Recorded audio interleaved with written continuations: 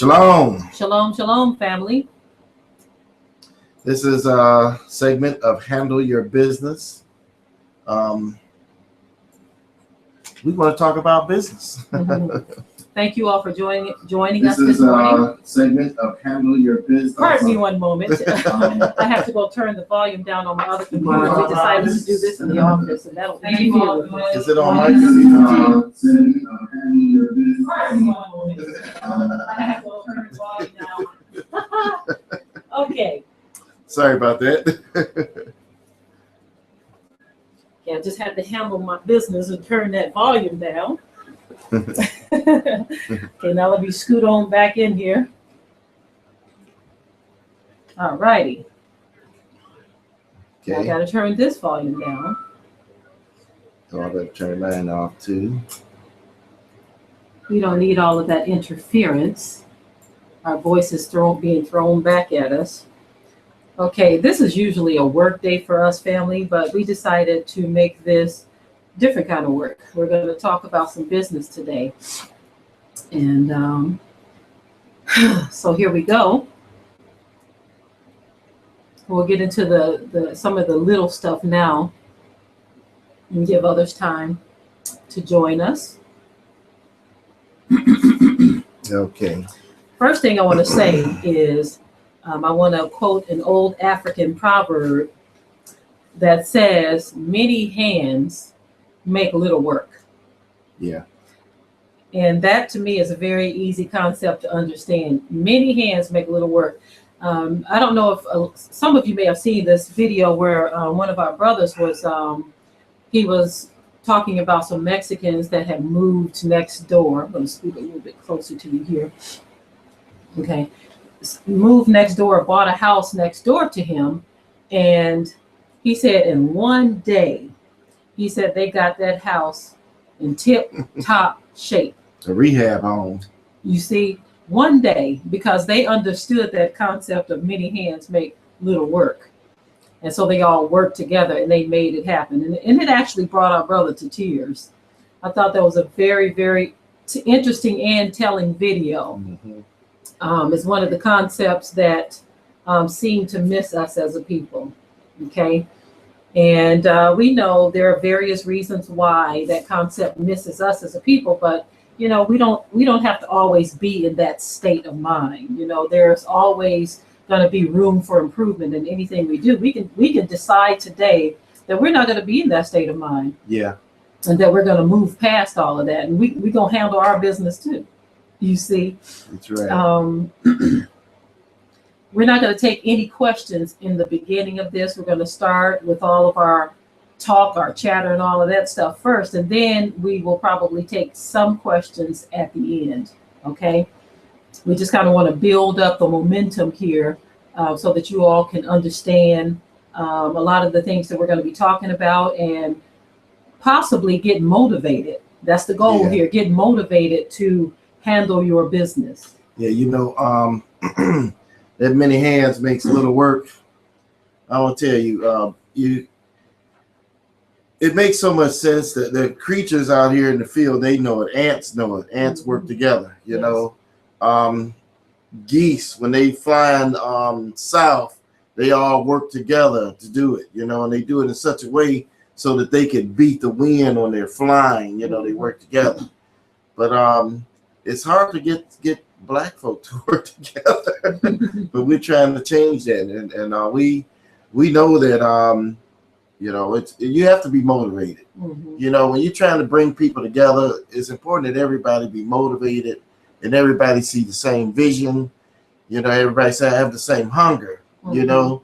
Because we and my wife, we gave you testimonies before how we tried to bring people together for this idea, this business idea, that business idea. 2 times in real estate, when we were going into real estate, we tried to bring people together for things, and it just did not work. Both times, me and my wife, we just sailed on and did our thing. Mm-hmm. Keep in mind, we're going to always do our thing. We don't wait at all. We do our thing. That's right. And so we're hoping that we could motivate you and that someone will have the same hunger as we have. And we know many of you do. A lot of you have messaged us, and you already have your own businesses, and that is wonderful. And I'm glad to hear that so many couples. There was a lot of couples that were messaging us that they have their own business. But we want to take it to another level. We want to see how can we all work together. Okay. We were taught long ago. We have a list of things here that we're going to try to cover today. Okay. We were taught long ago as a people to separate. Unfortunately, that's something that is in the veins of Judah, it seems like, because notice Judah is the one who separated from Israel. We talked about this before. That's right. But as we got over here, we were taught even further to separate. When I look at family structures here in America, let's take cousins and uncles, brothers, sisters. Everybody in the family seems to be in somewhat of a competition with one another. I want to see if I can get a house bigger than yours, a car better than yours. I want to see if I can make my life shine brighter than yours. There's this competition thing in so-called Black families that is unproductive.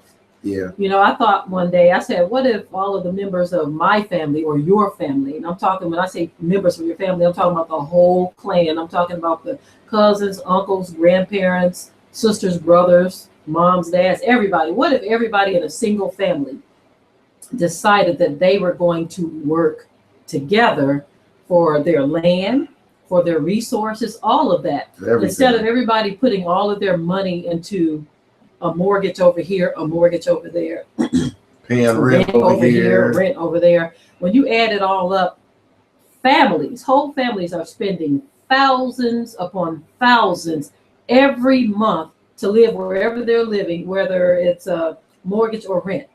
And who's getting that money most of the time? Yeah. Most of the time it's some bank institution or some rental agency, some management company that is not owned and ran by anybody looking like us. That's right. And so that's money that goes down the drain. And many of us pay into these systems for 15, 30 years. That's right. And again, that is money that is absolutely going down the drain.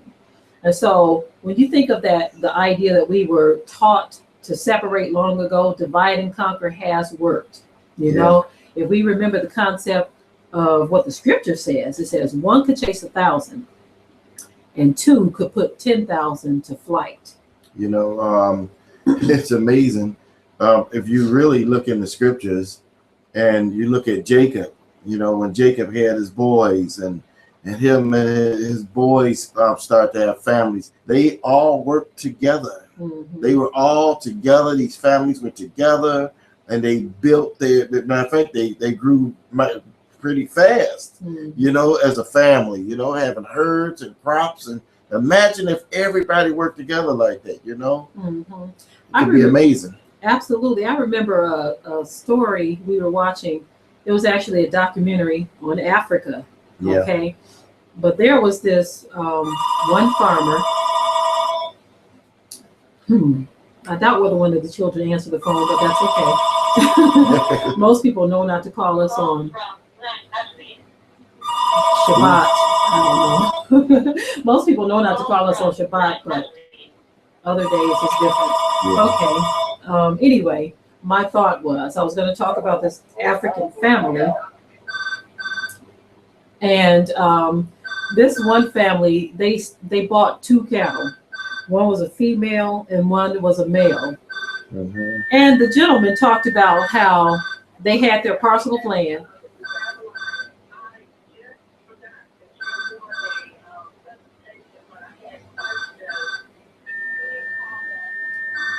Sorry about that. She's trying to get to this here, I think. Well, no, I can't interrupt. I'm sorry, sister. I'm sorry. You'll be able to watch the archive program. But anyway, this gentleman, he talked about how he started off with 2 heads of cattle, and fast forward, that 2 heads of cattle grew into a herd of over 200, and we're talking about a farmer in Africa. And when they talked about the build up, how things started and how it carried on and how it grew, I felt so proud of them because we have it in our minds that we can't do it. Yeah. And we also have this image of Africa in our mind that they are just people who don't know what to do, how to do anything. There's a lot of them asleep just like us, you see. Yeah. But there's a lot of them who know what time it is and know what's up, you know. That's right. And so when this person took that cattle and grew it to over 200 heads, and they showed other things they were doing as well, established this business, I said, wow, this is amazing. So now we're going to go ahead and get off into this. We're going to go ahead and get off into this. Okay. I'm going to try to look at the chat as much as I can as we continue on in this segment. But I want to talk about the concept of being focused. There was a story, a documentary that we saw where there was a family, a big family in Africa. Every year they sell salt and they have to take it to the marketplace to try to get it sold. And the reason I wanted to talk about this particular family because there was a decision that they had to make that for some of us would have been very hard, but they had to make this decision. And so we want to tell you all how important it is that you stay focused. Yeah. Focus is the key. Okay. Focus is the key. Now with this family, they sell salt in the marketplace. But during this time of year, people come from thousands of miles around to sell their salt too. Yeah. So there was a lot of competition. So when they set off on this journey, it was a journey they had to go on to get their salt, and they had to go across the desert. This is a very interesting documentary too. They had to go across the desert. And so this particular year, one of the young people wanted to go with them, and this was a little boy. They had already given him instructions on how important this was for the whole group of them. Yeah. They told him, look, we got to get this. This could mean life or death for our whole family, our whole village. Okay. And so we got to get this to the marketplace. We cannot stop. We can't head back. We can't let anything hinder us. So guess what? When they were on this journey, traipsing across the desert, and this is a true story. This is not a movie. This is an actual event that takes place. While they were doing this, the little boy wandered off. And the uncle, he looked back and he noticed the boy was not with them anymore. They didn't go looking for him. Do y'all hear what I'm saying? Yeah, they didn't stop or anything. They just kept on going. The uncle was very upset because he said, in so many words, either he dies or we all die. Yep. Okay. They had already instructed the young man that you cannot get your eye off the target. And so this young man, he drifted off. The uncle was hurting. He was upset. But he said, we got to carry on. We got to get this to the marketplace because everybody back at the village is depending on us. Yeah. And this little fellow went running off. So we can't go looking for him in the desert. Now, to make a long story short on that, it ended well. Hallelujah. It ended well. The uncle was infuriated, wondering what happened to his nephew. So it wasn't that he loved him. He was thinking about all the other mouths that had to be fed, right? Someone wants to know the name of that documentary. We will have to look it up. I think we used some clips of it in one of our documentaries. So we can get that. But what ended up happening was, over the horizon, they looked back and they saw this little fella just running, trying to catch up to him. He had been lost for hours too. But hallelujah, this little fella found his way back. That's the resilience of African people. Yeah, I mean, he was out, we talking about in the desert too. The desert. Wilderness for real, you know? No trees, no water, no nothing. Yeah. But I said that to say this. When you know how detrimental something is, that plays a very important part in how you respond to things. That's right. Over here, we've gotten too comfortable. Yeah. And I'm not trying to put anybody down when I say this, but I believe that government programs have made some of us kind of lazy. Okay. Now, many of us have been there. Okay. But you don't use that as your way of life, only as a stepping stone. If you find yourself falling on hard times, if there's help available, okay, there's nothing wrong with getting that help. But when you've set up a legacy of government help and you're not trying to help yourself, that's where the problem comes in. Yeah. When you're not trying to do anything beyond that. I remember when we first moved here, we were doing a documentary on the city. We were trying to, get familiar with the community that we were living in. And what we ended up doing, we had interviewed some of everybody. We interviewed the mayor here. And I remember when we sat in front of her, the mayor made this statement to me, and I was very highly offended by it. Because I get a sense that they're always looking down on our people. Mm-hmm. But I think the reason I got offended because there was some truth to it. She said a lot of the young women around here, they have babies just so that they can get an increase in their government benefits. And, so as we carried on with the interview, while I was interviewing, I had the fake smile. Oh, did she really just say that? And I was, in my mind, I was saying, okay, then let's continue on. Let's continue on. But there was some truth to what she was saying. Yeah. And I had to continue on with the thought of knowing that this woman is looking down on our people. Okay. And so knowing that there is some truth to it, this is why we're here today saying, look, we got to move past the government programs, because there's going to be a day and time where there's not going to be any government programs. So what do you do then? Yeah, government programs are a crutch. I'm gonna go one step further. Okay, sometimes a person's job can be a crutch too. Mm-hmm. Okay, now why did I say that? Okay, let's say that you just couldn't go out and get a job, right? You couldn't find a job. What you gonna do? You're gonna do all kinds of things to try to make some money, right? You're gonna be doing all kinds of things, and I know because I've been there. I remember years ago when I couldn't get a job and couldn't even get a job at McDonald's. When I was young, and I just started hustling. I mean, I was doing some of everything, from cutting grass to cutting hair, cutting bushes, anything that could be cut, I was cutting it. You know what I mean? Bushes, grass, hair, no matter what it was, I was cutting it. I was doing this. I started painting. I started laying tile. I started doing everything. I'm talking about a young person. I didn't have any skills in any of that stuff, but I taught myself all those things because I couldn't get a job. Mm-hmm. Sometimes a job can be a crutch. A job ain't really supposed to be a crutch. You know what a job's supposed to be? Unless you're going into a career, a particular career that you're going into, you want to be a carpenter, doctor, lawyer, something like that is different. But let's say you just went out here and you just got a job somewhere, right? You working a job, it's a decent job, making good money. That job is really supposed to be a stair to get you to somewhere else. Mm-hmm. So in other words, you make this money, you make that money, and you say, hey, this isn't my home here. I'm going to use this income as a way to get into my own thing. It's supposed to be a stair, not a crutch. What's funny? We try to incorporate our business into our children's learning too. And the other day, Hannah wrote a sentence, and she said, this person, they were doing opposites. This person was poor, but he got a job so that he could become rich.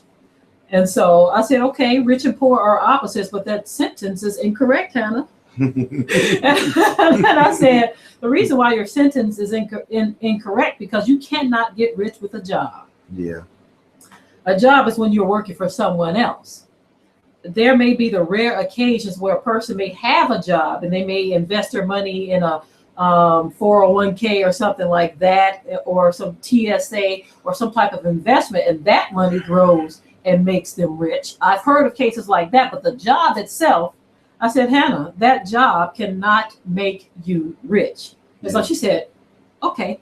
I said, you need to come up with something else for that. You see? Mm-hmm. So even when you're teaching your children, incorporate that into their education as well.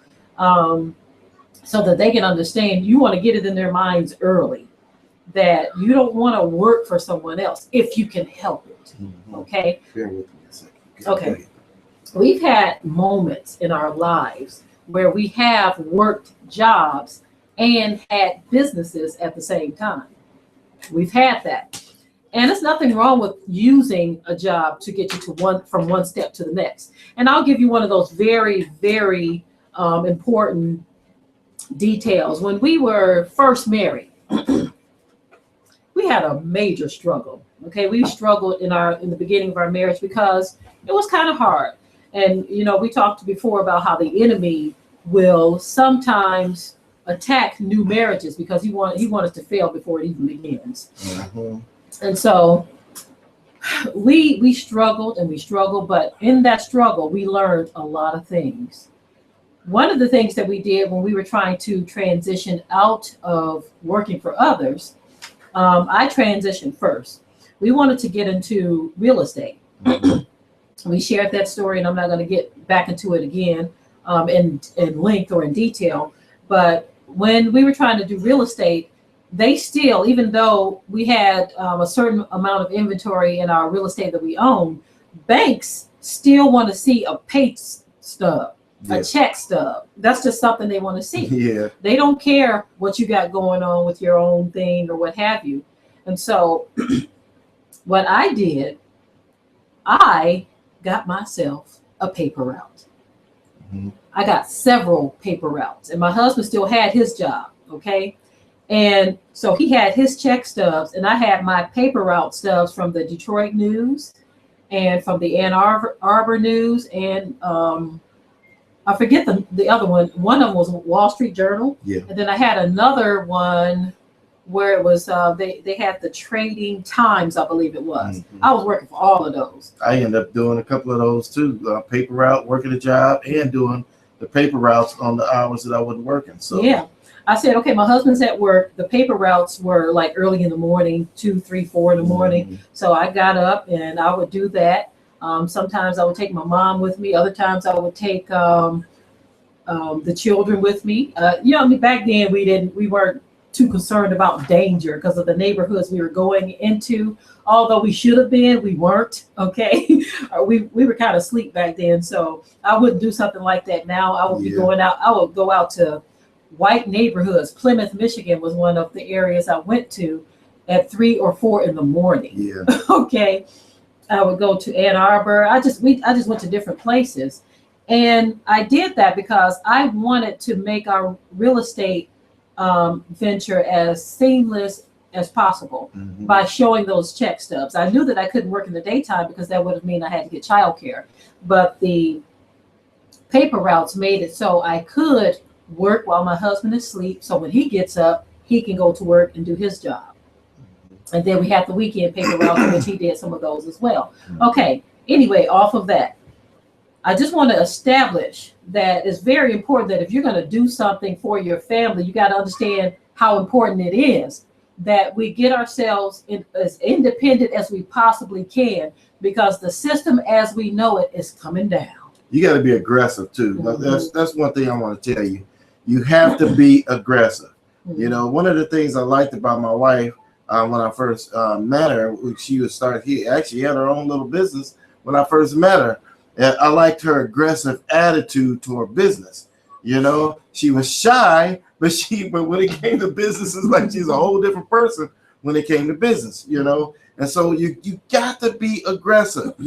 She was aggressive enough to say, you know what, and we told you the story before, how it was just, we had to pay for daycare, it was just too much money. Mm-hmm. And so my wife, she started doing her paper routes, because when we were paying $600 in daycare, and she was only bringing home about $800, and so it was like, you working for only like $200, So one day I sat back, and at the time I was there was a white woman in Westland, Michigan that was we were taking our children there for whatever reason, me and my sister.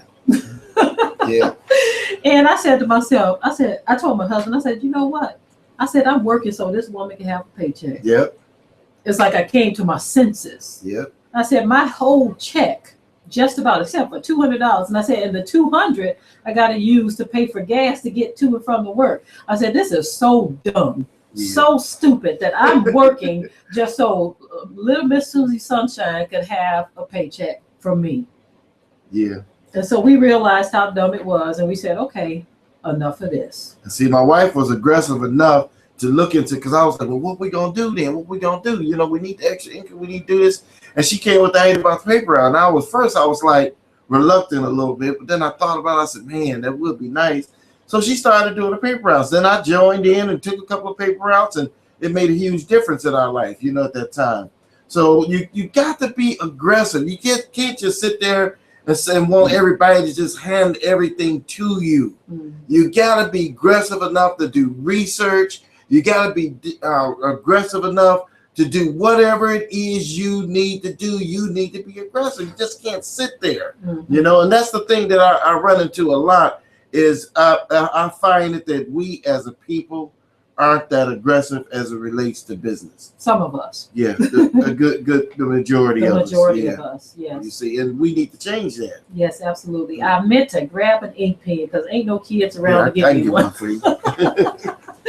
So I'm gonna go off into, because you know some of my list here is out of order. Some of my list is out of order, and so I need to mark off things as we talk about them. Okay.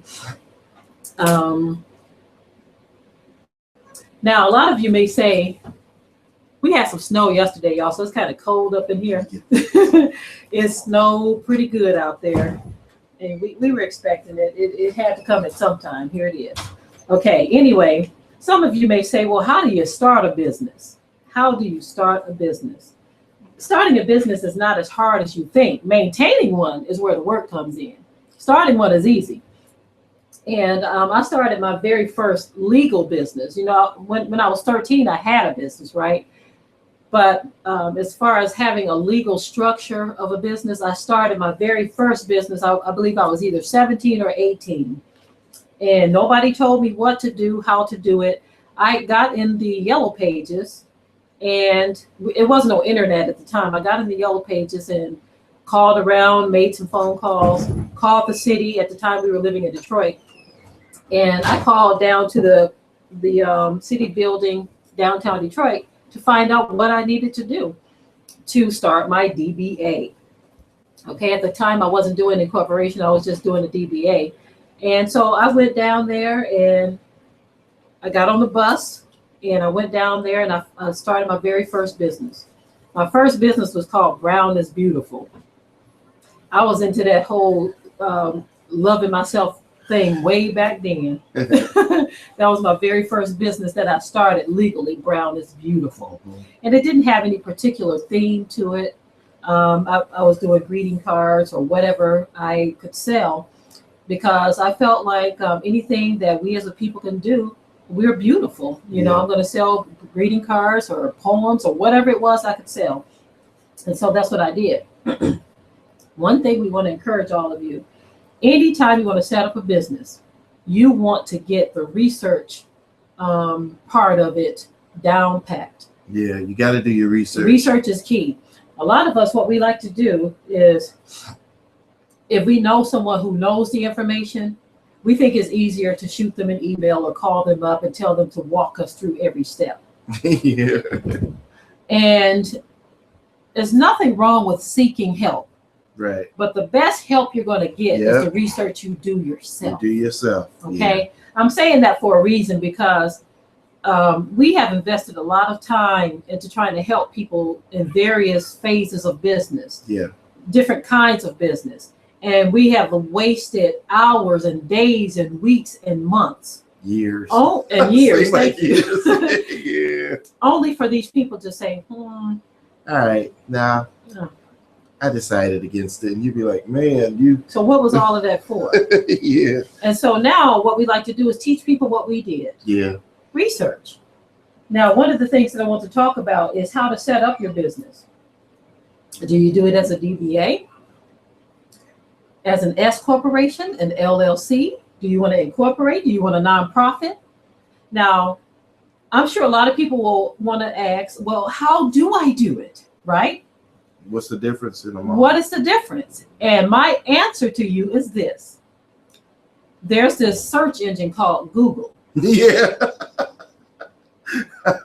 Google it, yeah. And the reason I'm doing this, okay, and I'm really not even trying to be funny, family. Yeah. I'm just trying to get, if you get a certain mindset, that's going to build you up.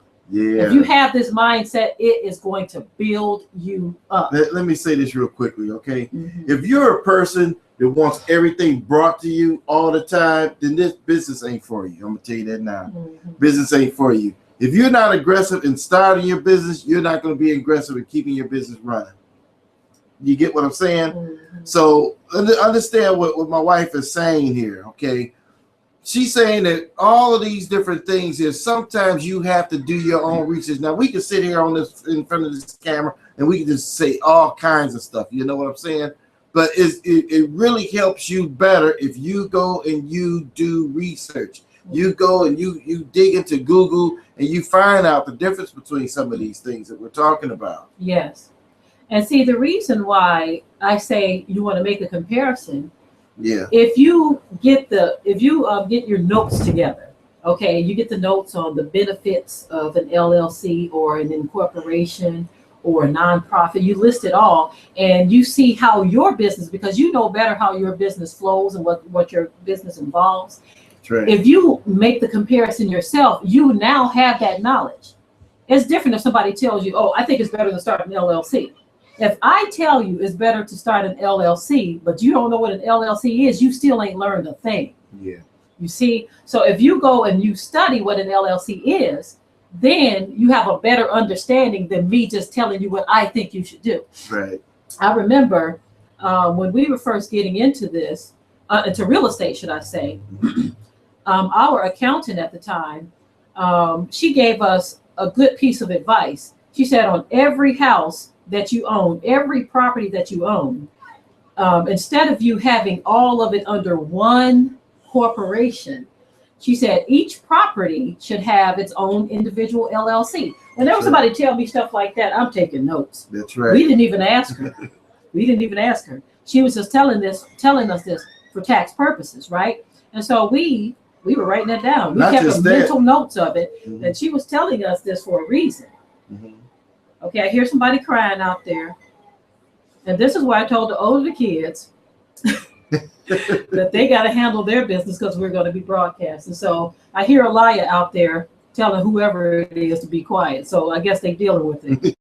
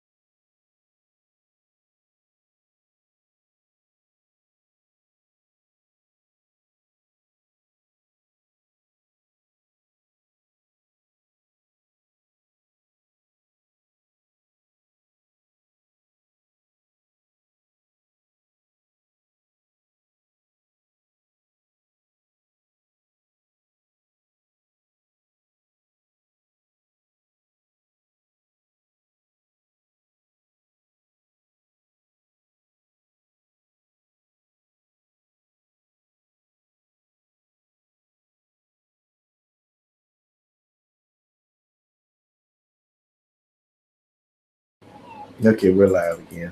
Mhm. Sorry about that, everyone. We had a power outage. Not really a power outage, but one of the breakers had tripped because of heating. Let me see if I can reconnect and join everyone. Okay, I'm freezing up now. Let me see what's going on with this. Can anyone hear us? It's back. Okay. Okay, good. Good. Our apologies. I'm frozen though. Let me see what's going on here. This has no video, so just give us a moment here. Give us a moment. I gotta close it again.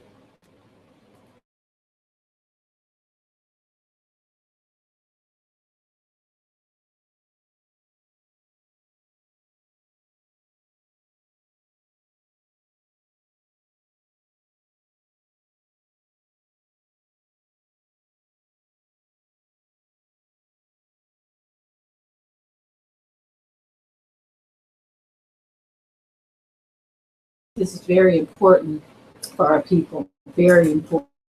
Now, what's going on with the? It has to reconnect to the camera, yes. Mm-hmm. The camera is on.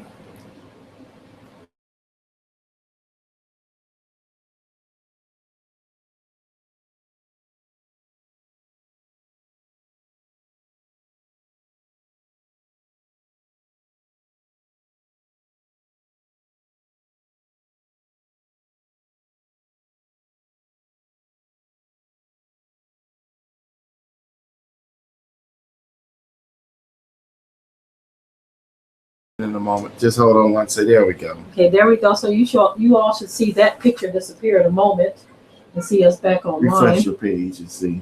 Okay. Okay. So we're gonna just see where we left off. Okay. There we go. Good, good, good. Sorry for that. Okay, family.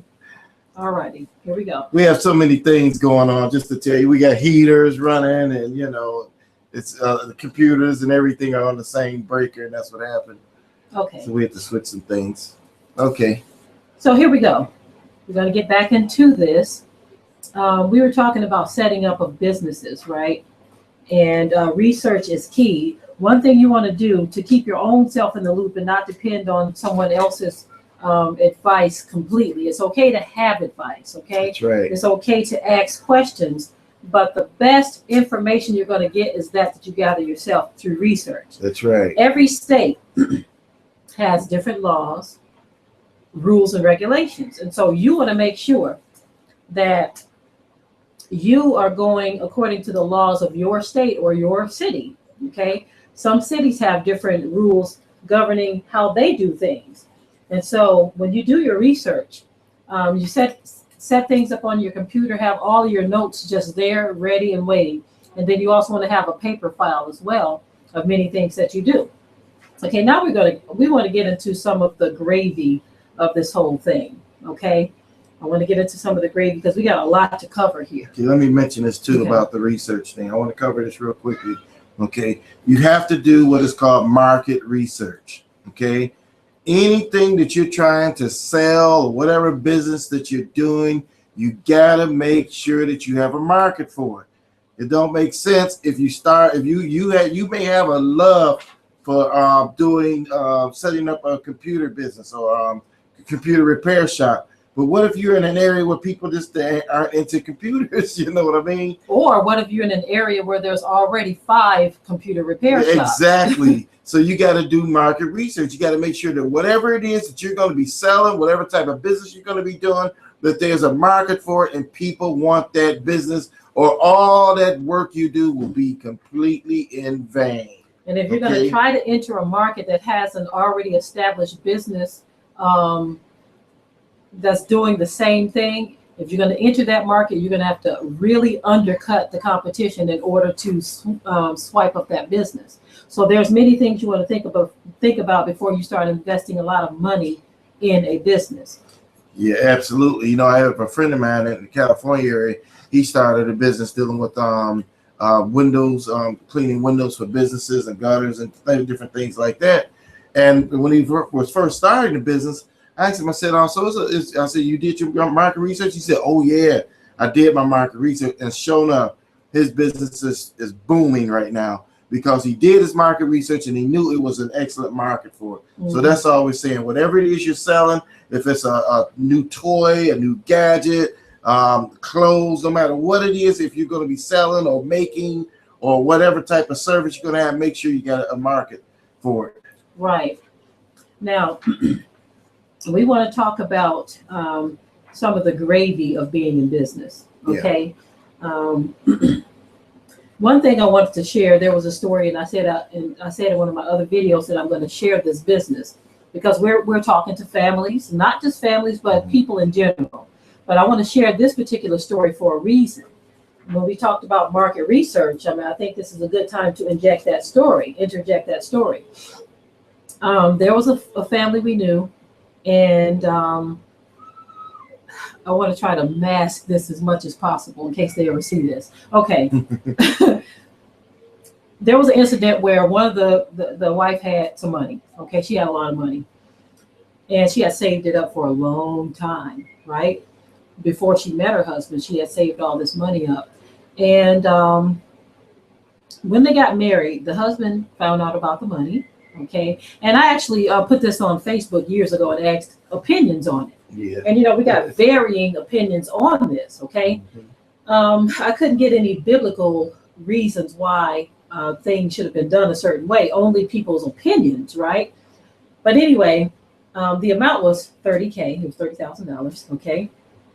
And the person wanted to start a business and a good portion of what they wanted to use the money for was just for the office suite. Okay. The office suite was going over $1,500 a month. And so, if you sign a 1-year lease, that's already cut a big hole into that $30,000, right? Mm-hmm. And so the question was, the spouse wanted the money to start the business. Now, they had asked our opinion. If they see this, nobody knows their name. They don't know. You don't know them. We kept out of it pretty much. Okay. Yeah. They asked our opinion, and we said, okay, based on what you're telling us about this business, we did give them this bit. We said, I'm not sure I would put that kind of money into that business. We did tell them that much, right? Yeah, because you got to do your market research. You got to have a market for whatever it is you're trying to do, or you just throwing money down the drain. Mm-hmm. And ask me how I know. Right. Ask me how I know. I had a business years ago. Let me say this real quick. I had a business years ago that was called Banks International, and it was dealing with importing and exporting. Mm-hmm. And I put it was my vision, my dream. I want to do this thing. I put a lot of money down the toilet with that thing years ago. And I learned my lesson back then that if you're going to invest some money, you better make sure you're going to make some money. You better know what you're doing. Yeah, better know what you're doing. We were dating at the time. Yeah. And I was just so excited to be dating him that I said, okay, if you want me to do some work with this, I'll do it, But we learned, that was an early lesson. We learned that, even though it all looked good on paper and all of this stuff, and we had it all figured out in our mind, it just wasn't a market for us. Yeah. And so back to the story at hand.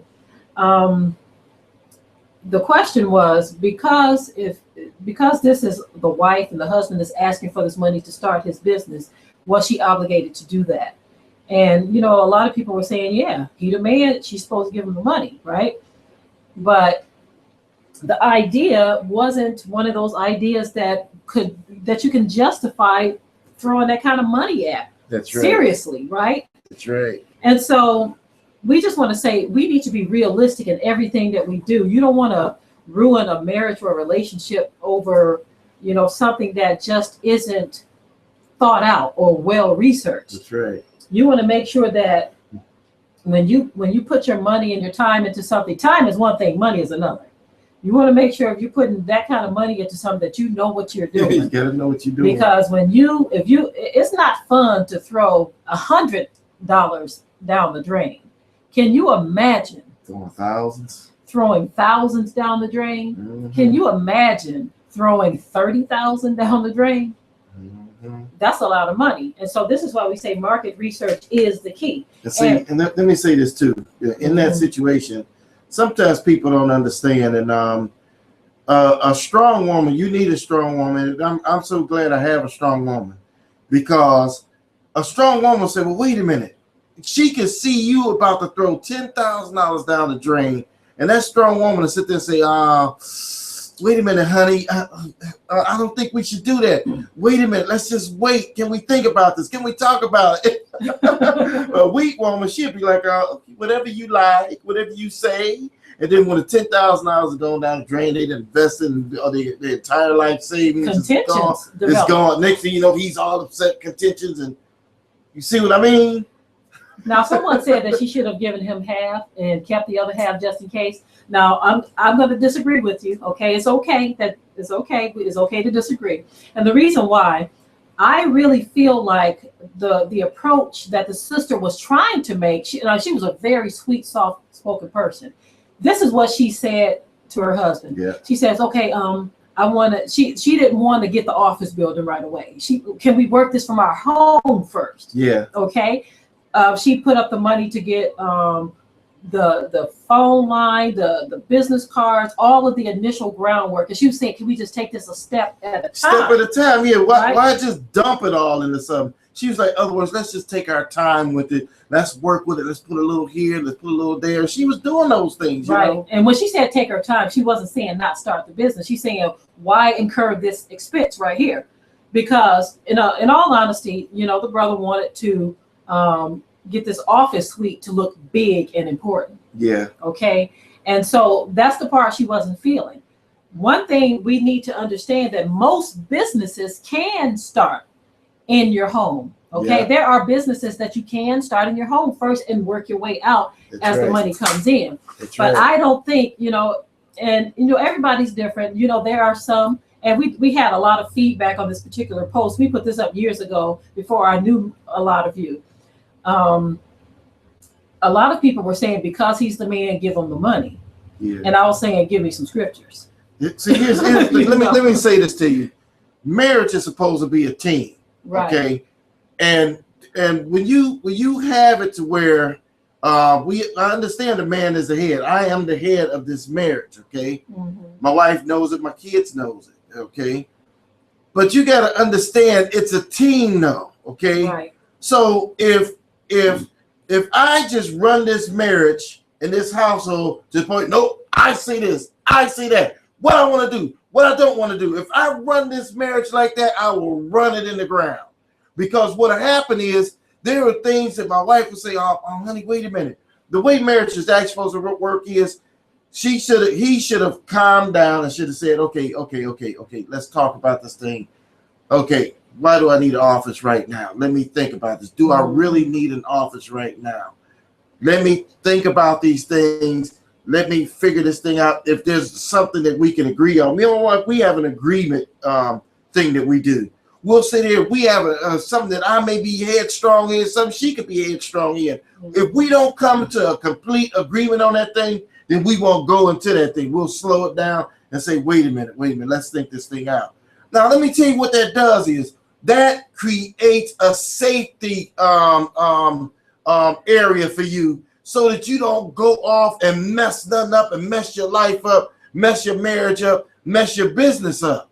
That's what that does, you see. And so I knew a guy, and I've mentioned this before, who he went out and spent, I'm talking about probably about $15,000. I know it was over $10,000 in video editing equipment, cameras, microphones, lights, all kinds of stuff, right?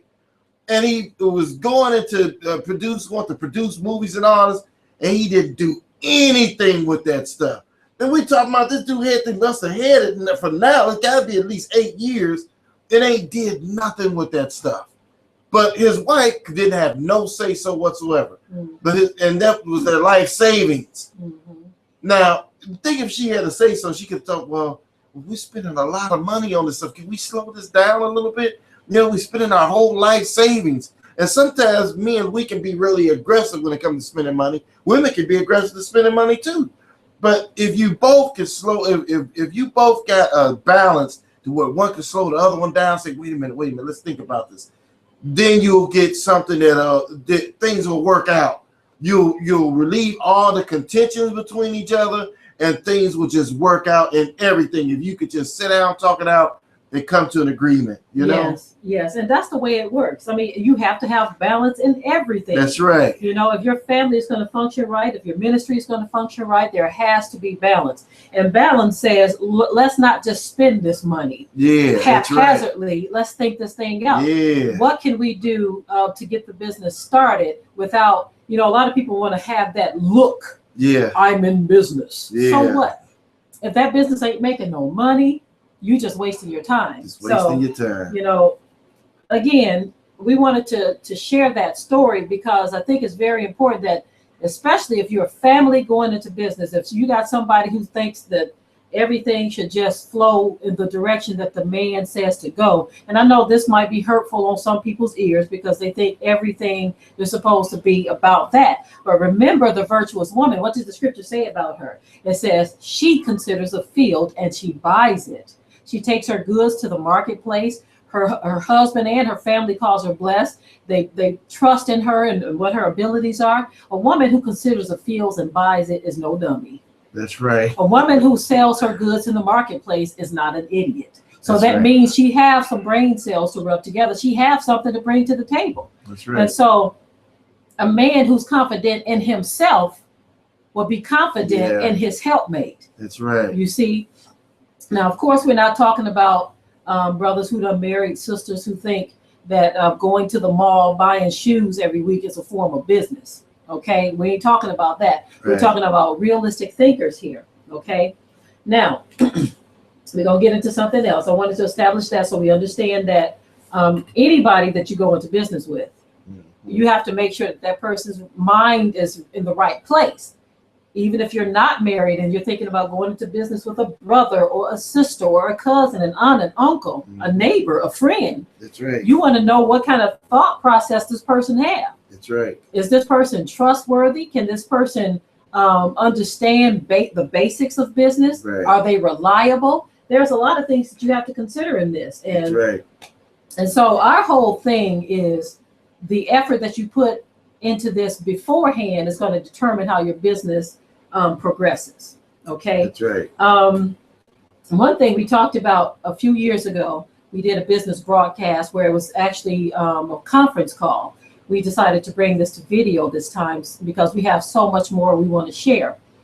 But whenever there is a successful business format already laid out, you want to look at that and see if you can do that. And I have a testimony about that. When I was very young, I worked for a furniture company. As a matter of fact, it was where I met my husband, and I was their purchasing agent. So I had access to all of the manufacturers and the wholesalers that the furniture company bought their furniture from. And I was one of those note takers. Okay. My boss at the time, his name was George. He was a Gentile. Mm-hmm. And at the time I was only 19. And for some reason, George kind of took me under his wing. He kind of treated me like his little black daughter. And he would teach me a lot of things. As a matter of fact, he was the one who recommended that I get the job as the purchasing agent when they fired the Gentile woman. So I ended up getting the job. He taught me the ropes, showed me a lot of things. And he gave me some concepts that stuck in my mind. Like I said, I'm a note taker. When people tell me stuff, I take it to heart. George taught me how to price furniture, how to price anything. He said, instead of charging someone $20, charge them $19.99. He said it's a mental thing. In their mind, they're going to say, oh, it's only $19. Well, really, you're charging them $20. For some reason, he said that penny makes a difference, right? Instead of charging them $20, charge them $19.99. And so I said, okay, I can understand that. I can get that. I see that. And he even said to me, and I agreed with him because I know the amount that we paid for the furniture that was going on the showroom floor. He even said this, but because he was working for someone else, he was my supervisor, but the owner of the company did things his way, right? George said, frankly, I believe that they priced this furniture too high. but what can I say? He said, you would do better to bring your price down. You'll sell more by bringing the price down versus getting a few sales at the higher price. For instance, you may get only 10 sales at the higher price, but you'll get 100 sales at the lower price. You get what I'm saying? And so all of that stuff I took to heart. And I appreciate that teaching that I got from that Gentile. Yeah. Okay. And for sharing that with me. And so what I did with that, I contacted all of the wholesalers and the manufacturers off work hours, off the clock, when I went home for the day. I asked them, first of all, I called from home and I said, is it okay? I said, I would like to sell furniture in my community, because I worked outside. I worked in the suburbs and I lived in Detroit. And I said, I want to sell furniture in my community. Since I order furniture from you through this company, is it okay that if I make my own deals with you on the side in my own community? How old were you? I was 19. 19 years old. Mm-hmm. She was a buyer for a furniture store at 19 years old. Matter of fact, that's when I met my wife. That's where I met her. Mm-hmm. And she was a buyer when I first met her. She had her own office and everything. I was like, 19 years old, you know? Mm-hmm. But it was amazing. But anyway, when I talked to these wholesalers, they were all familiar with me because I was talking to them just about every day. And so they liked me as a person, you know. Oh, sure, Tamiko, come on by, you know. So I went and I set up the deals. They gave me my books, my presentation folders, which had the pictures of the furniture. They sold their prices, swatches for various other prints that we could special order. And so when I went to Detroit, I would show people the pictures and the swatches, and I knew how much they paid for the furniture, right? The furniture store was selling it for $1,800, and they were only paying $800 for it. And so I said, instead of selling it for $1,800, I'm only going to sell it for $1,000. So I only had a $200 markup. So I was well below what the furniture store would sell something for. If a lamp was only $10 and they were selling it for $120 at the store, I would only sell it for maybe $50, you see? And so understanding the game is what you have to do. But when the game changes, you have to understand that too. That was a long time ago. There was no internet back then when I was doing all of this. But the internet changes the game. That's right. But even with the internet, the game changes with that too. And I want to give a good example of what I'm referring to. Did we lose feed again? No, this is mine. Oh, okay.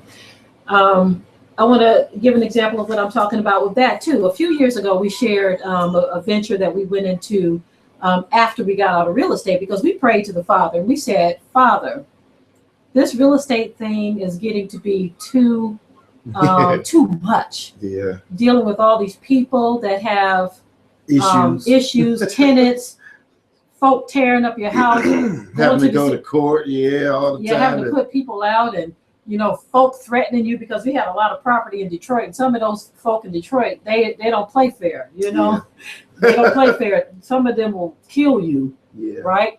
And we know this for a reason. One of our brother-in-laws, he had a tenant. Actually, we got them into real estate, and he had one of his tenants burn one of his houses down.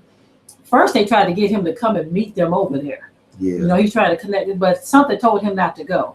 These people probably would have hurt him. You see, we've had so many things happen in real estate. So he's like, Father, can you please give us something else to do? And we sought diligently for that something else. And we ended up going into online auctions. We first started off with eBay, but then we said, okay, we need something else to do. We want to sell bigger things. So when we started looking for things to sell, a friend of ours, I'll let you tell that part about our friend. The jerseys, yeah. Mm-hmm. And I've said this, we told the story before, but I had asked a friend of mine, I said, man, what is selling out there? What's really selling? Because we had an eBay store that was doing well. And I asked him, he told me, he said jerseys, football jerseys. So I said, football jerseys? Yeah, authentic throwback football jerseys. So I said, man, let me look into see where I can find this, some jerseys, you know. So we found this wholesale site online at where they had these jerseys, and I think the jerseys were going roughly about $20 to $25 each. That's how much we ended up winning them for. Yeah, that's what we won them for. That's won right. them on an auction. It was an auction, right? We won them for $20, $25 a piece. These were $325 jerseys. Each jersey was $320, and there was authentic Brian Urlacher and Barry Sanders jerseys. And they were nice jerseys too. They were awesome. And so I was like, man, we can get about how many of them? We ended up getting about 300 of them. I believe. 300 jerseys, and those jerseys were selling $100 to $150 each. Yes. Now you do the math. You know, all we spent was $25. Yes, we only spent about $23 for each of them, between $23 and $24. Okay, yeah. Dollars for each. Yeah. And so we got a good we got a good return on that investment, but it made us think. We said, wow, we just spent all of this money on liquidation.com. Yeah. Okay, I want to share that with you all. We just spent all this money. And I said, man, wouldn't it be interesting if we were selling? I said, we just spent all this money, and we would look at other auctions as they were closing. And we were like, man, this person just bought this auction for this amount, that amount, that amount, that amount. I said, can you imagine if we were not just buying on here, but selling on here? Yeah, selling on liquidation, yeah. And so that's when we changed the game. That's right. We said, since the game is changing, we're going to change our game and go with the flow. And so we started seeking out merchandise that we could sell on liquidation.com. And so that took us to a whole other phase. Yeah. Okay. Now, so we're going to talk a little bit about that. That's the big end. Then we're going to scale it back down to why we're having this broadcast today. When we were buying merchandise and selling it on liquidation.com, that took us in a whole different mindset of how business is done and how others do it. Right. I remember one company we had contacted because we wanted to buy truckloads of merchandise.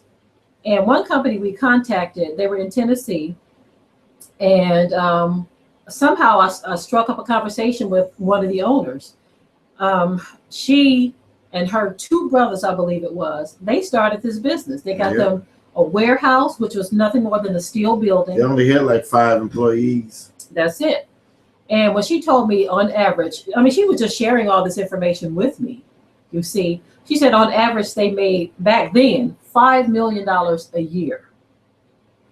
And this was just a little small family-run business with a sister and a couple of brothers. They had brought a big warehouse pretty much, and they were buying this closeout merchandise, you know, or shelf pulls and things like that. Factory overruns. Yeah.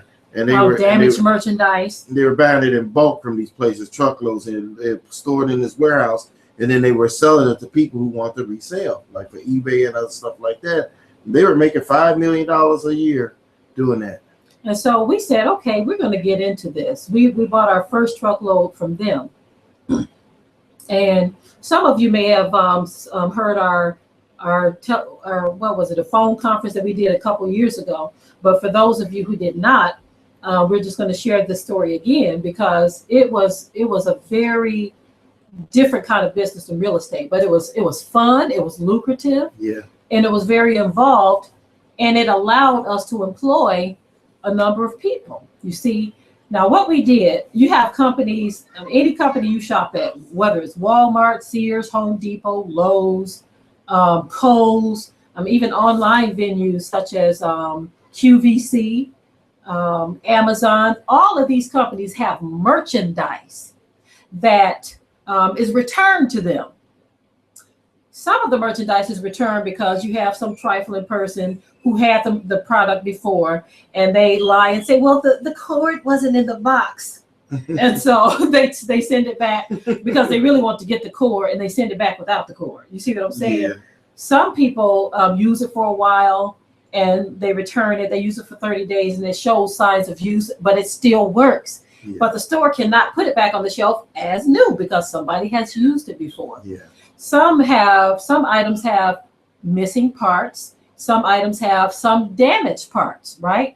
And so this was another one of those things that we said, look, we're going to just jump in. Okay, Yeah. we got a little bit of extra money from real estate, so we gonna buy us a truckload and see how this thing go. Yeah. So we jumped in, and get this, y'all. When we bought that first truckload, that truckload came pulling up. It was 53-foot truckload of merchandise. Okay, and we were like, we already knew what to expect because we had already talked to the young lady. We had previously bought a few pallets from them, so we understood what we were getting into. Mhm. And so we were already ready. All of the fellas that work for us in real estate, we told them, look, if you want to make another side job, we got this that we're going to be doing, right? And so when that truckload pulled up there, we still, it didn't completely register what to expect. All we knew is we were getting merchandise. So when that truckload pulled up, we had 28 pallets of merchandise that was almost stacked to the ceiling. And so Yeah. we unloaded all of that stuff. At the time, we unloaded it. We lived out in the country in Belleville. So our driveway was long. We had a garage where the truck was able to pull into back into the driveway pretty easily. Our garage, let me just put it to you like this. Our garage was packed with merchandise. Our foyer and our home was packed. Our living room was packed. Dining room was packed. We had pallets out in the driveway covered with tarps that were packed. Yes. It was so much merchandise. It was crazy, but we jumped out there into it, and it was amazing. It was awesome. It was really awesome. Now that's the kind of business that you can only get into if you got the proper help. Yeah. Because if we didn't have those fellas to help us unload that truck, it would have been a whole different ball game, right? We tried to do it again when we got here with my husband and my son unloading the truck, and it was hard. It was so hard. Yeah. We did have a pallet jack and a ramp that made it a little easier, but it was still hard. But when you got all of these young men that are working, getting that truck unloaded, getting the merchandise situated, it makes it a lot easier. But let me tell you what was so great about this business. I wanted to bring it up for a reason because there's a local business around here, right? Our refrigerator went out. And so we were trying to get a used refrigerator. But we didn't want nothing old. We didn't want nothing that was just so used that it was just horrible. Right. Because new refrigerators cost a lot of money. The new refrigerator, you're gonna spend over $1,000 for a side-by-side refrigerator. We have a big family, so right. We needed a big refrigerator, and so I tell you, you can spend easily $1,200 to $1,500 for a refrigerator. But this particular place that we got in touch with, they buy bulk from They get their merchandise bulk from all over. They are doing similar to what we were doing on a smaller scale. Yeah. But they deal mostly in appliance truckloads, like Sears and Lowe's and Home Depot. They have a lot of appliance truckloads. So what this company does, they get a lot of their appliances from places like that. Refrigerators, stoves, washers, dryers. And they even have commercial stuff too. So they have commercial refrigerators, exactly. Yeah. So we called them. And we went there, and that's the place where we got that big metal bowl from that I had posted on Facebook. They sell restaurant equipment, but they also get these things from auction. So they have a warehouse so huge with all of these stoves, refrigerators, washers, dryers, you name it. All kinds of appliances are sitting up in that place, heaters. And so I said they on a larger scale. And guess what? Guess who they have running this place? It's owned by Gentiles. But this made me and my husband's heart so proud when we saw who's running one of the warehouses they have. This young black fella. I mean, he looked like he about 25 years old. He's about 25 years old. He's handling this business too. Yes. Yeah. He's the head black man in charge. Yeah. Running everything, right? And so I know our people are capable, very well capable of doing things. We just have to know how to do it and where to do it and how to gain the knowledge. And so on a smaller scale, we were doing the same thing. But our truckloads, we weren't dealing with stoves and refrigerators and stuff like that because we weren't equipped for it and we didn't have the storage for it. Mm-hmm. When we got that first truckload, we quickly realized that we did not have enough space in our garage. So we ended up leasing a store in Taylor, Michigan. And then we also got some storage units in Ypsilanti, Michigan. So we were just doing our thing, right? Our store was packed with merchandise. Our garage was packed with merchandise. Our storage units were packed with merchandise. And so some may ask, how do you move this merchandise? How do you sell it? Well, remember, we talked about liquidation.com, right? And eBay. And eBay. Yeah. We were already established on eBay, but liquidation.com is a marketplace that's totally different. Yeah. It allows you to sell things in bulk. And since we bought all this stuff in bulk, we said we're going to sell it in bulk. Now, we didn't turn around and buy the truckload and sell the truckload. What we did our own research, and we saw how they were doing things, how other sellers were doing things. What they would do is break that truckload up. And one thing that we did, we had like a whole bunch of vacuum cleaners in the lot. And so what did you do with those vacuum cleaners? I repair refrigerators, washers, dryers, vacuum cleaners, anything that's mechanical, I could pretty much repair it. And so I got all these vacuum cleaners, and I was repairing these vacuum cleaners. A lot of them had very minor problems to them, you know. And so it was just neat. I would repair these vacuum cleaners and clean them up real good like they were brand new, put them back in the boxes and stuff. And we were selling those things on eBay, or we were selling, we may even sell a pallet of them, or we would just sell them individually on eBay. And we were doing good with that. Not just the vacuum cleaners. We could have something like a good number of phones. You know, it could be a lot of phones that were, and I would, the thing is, a lot of times with the merchandise, you may get 8 or 9 of the same thing. Mm-hmm. So it's easy to take parts from one to make another one work. Right. You know, and so we did really well with that, you know. We would determine the items that were good individual sellers, like my husband said, the phones and the vacuums. You know, we might, some of the things we got were like the carpet cleaners. There were these Pro Heat carpet cleaners, and they were retailing for like $300, right? Yeah. But when you think in terms of buying a truckload of merchandise, you usually get that merchandise for pennies on the dollar, okay? Pennies on the dollar. And so if just say you got 5,000 items on that truckload, ranging from small to big items, right? And you pay X amount of dollars for it. When you break it down individually, it's literally pennies on the dollar. So if you have an item that, just say if you gave an individual price to each item, and it only cost you $20 for that item, and you turn around and you sell it online on eBay for $120, even though it retails for $300, you don't want to try to sell it for $300. You want to try to move that merchandise fast. And so that's what we would do. We would get this merchandise, and we would determine how we were going to sell it. If it was a good individual seller, that's how we sold it. If it was something that went better with a lot, that's how we sold it. We had these RoboSweep things. It was like a robot vacuum cleaner. RoboSweep was like a smaller scale version of iRobots. Mm-hmm.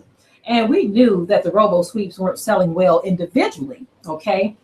But the iRobots were. So we took the iRobots and we sold those individually on eBay, because they were selling for hundreds of dollars. And so we would turn those over real quick. But the iRobots, we had almost like 40 of them on one truckload one time.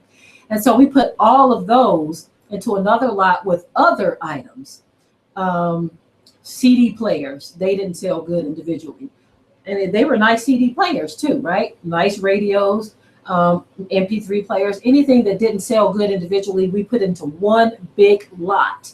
And sometimes those small lots of maybe 40, 50, 60 items would sell for in upwards of $2,000, $1,500, $1,100. It depends on how people are bidding that particular day. But one small lot could almost pay for what you pay for, like a third or a fourth of what you pay for the whole truckload. That's right. So there was a strategy in how we did everything that we did. There was a strategy in how we purchased things and a strategy in how we sold things. Now, also, when we lived in Belleville, out in the country, all we did was posted a few signs. We didn't advertise no newspaper or anything, although that is a good idea. We posted a few signs at the head of our road in our yard. We called it a liquidation yard sale. And I'm going to tell you right now, anybody who's familiar with that area, I know Sister Deborah Lee Weathers lives in that area. Anybody who's familiar with that area know that that's country area. right? But it spread like wildfire. One person told one person, and another person told another person. We had people coming from Ypsilanti, Michigan, Taylor, Michigan, within our general area. We had people coming. We hear there's a liquidation yard sale because all we did, a lot of people have garage sales during the summer or yard sales, but we had a liquidation yard sale. All that merchandise we were getting on trucks, we set it up out on tables. And we had people coming from all over, even people from the city were coming, people who work for the city. Everybody was showing up trying to get a deal. Now, we gave you all that testimony so that we can encourage you that, we're not saying that this is the business that you all should get into. Right, exactly. We're just saying that the sky isn't the limit if you put yourself out there, if you research, if you decide that this is what I want to do. I want to make it happen for my family because I don't know how long this job is going to last. I don't know how long the economy is going to be able to support itself. I want to be prepared for that. And so we wanted to share that experience with you because that was one of those things that really catapulted us in being able to do some of the things that we do now, that and real estate. And when we sought to get out of that business, in which we didn't completely get out of it, we said we want a more laid back lifestyle. Because when you're trying to raise a family and do ministry and stuff like that, at the time we were Christians when we were doing that, it becomes difficult to try to balance all of that. And so we did want a more laid back lifestyle, and that's what we asked the Father for. We said, Father, can we have a more laid back lifestyle? And that's what he gave us. But we were still able to do it on a smaller scale where we weren't buying the big truckloads, but more so pallets. Okay.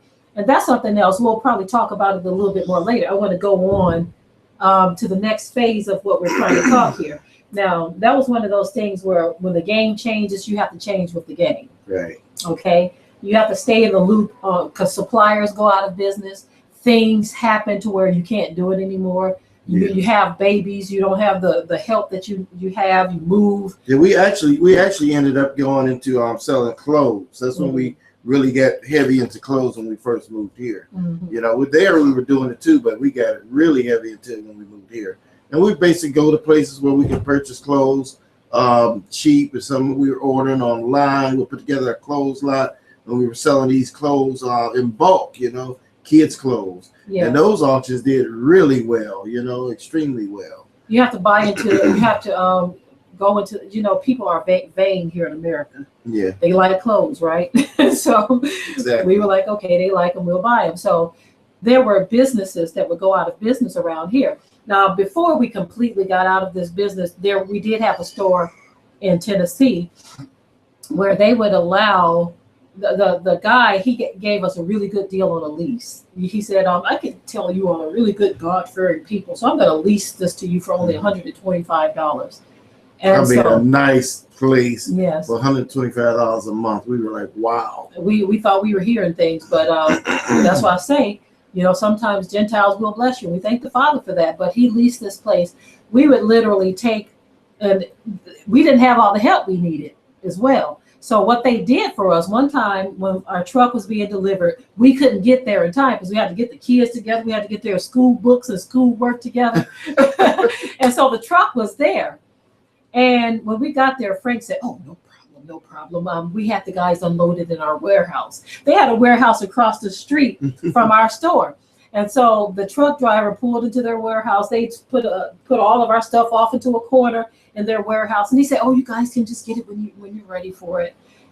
And we were like, wow, this was really awesome. Yeah. They unloaded it for us and even stored it in their warehouse. That's and right. So we would go to the store, we would take the kids, and Frank would come over from time to time. He said, wow, he said, I really like your family. He said, your kids, you got your schoolwork, your homeschooling, you got their schoolwork in the store, and you're here doing your business. He said, I'm really happy for you guys. That just really let us see that the Most High, he will open doors for you when you're seeking to do his will. And I thank the Father for that.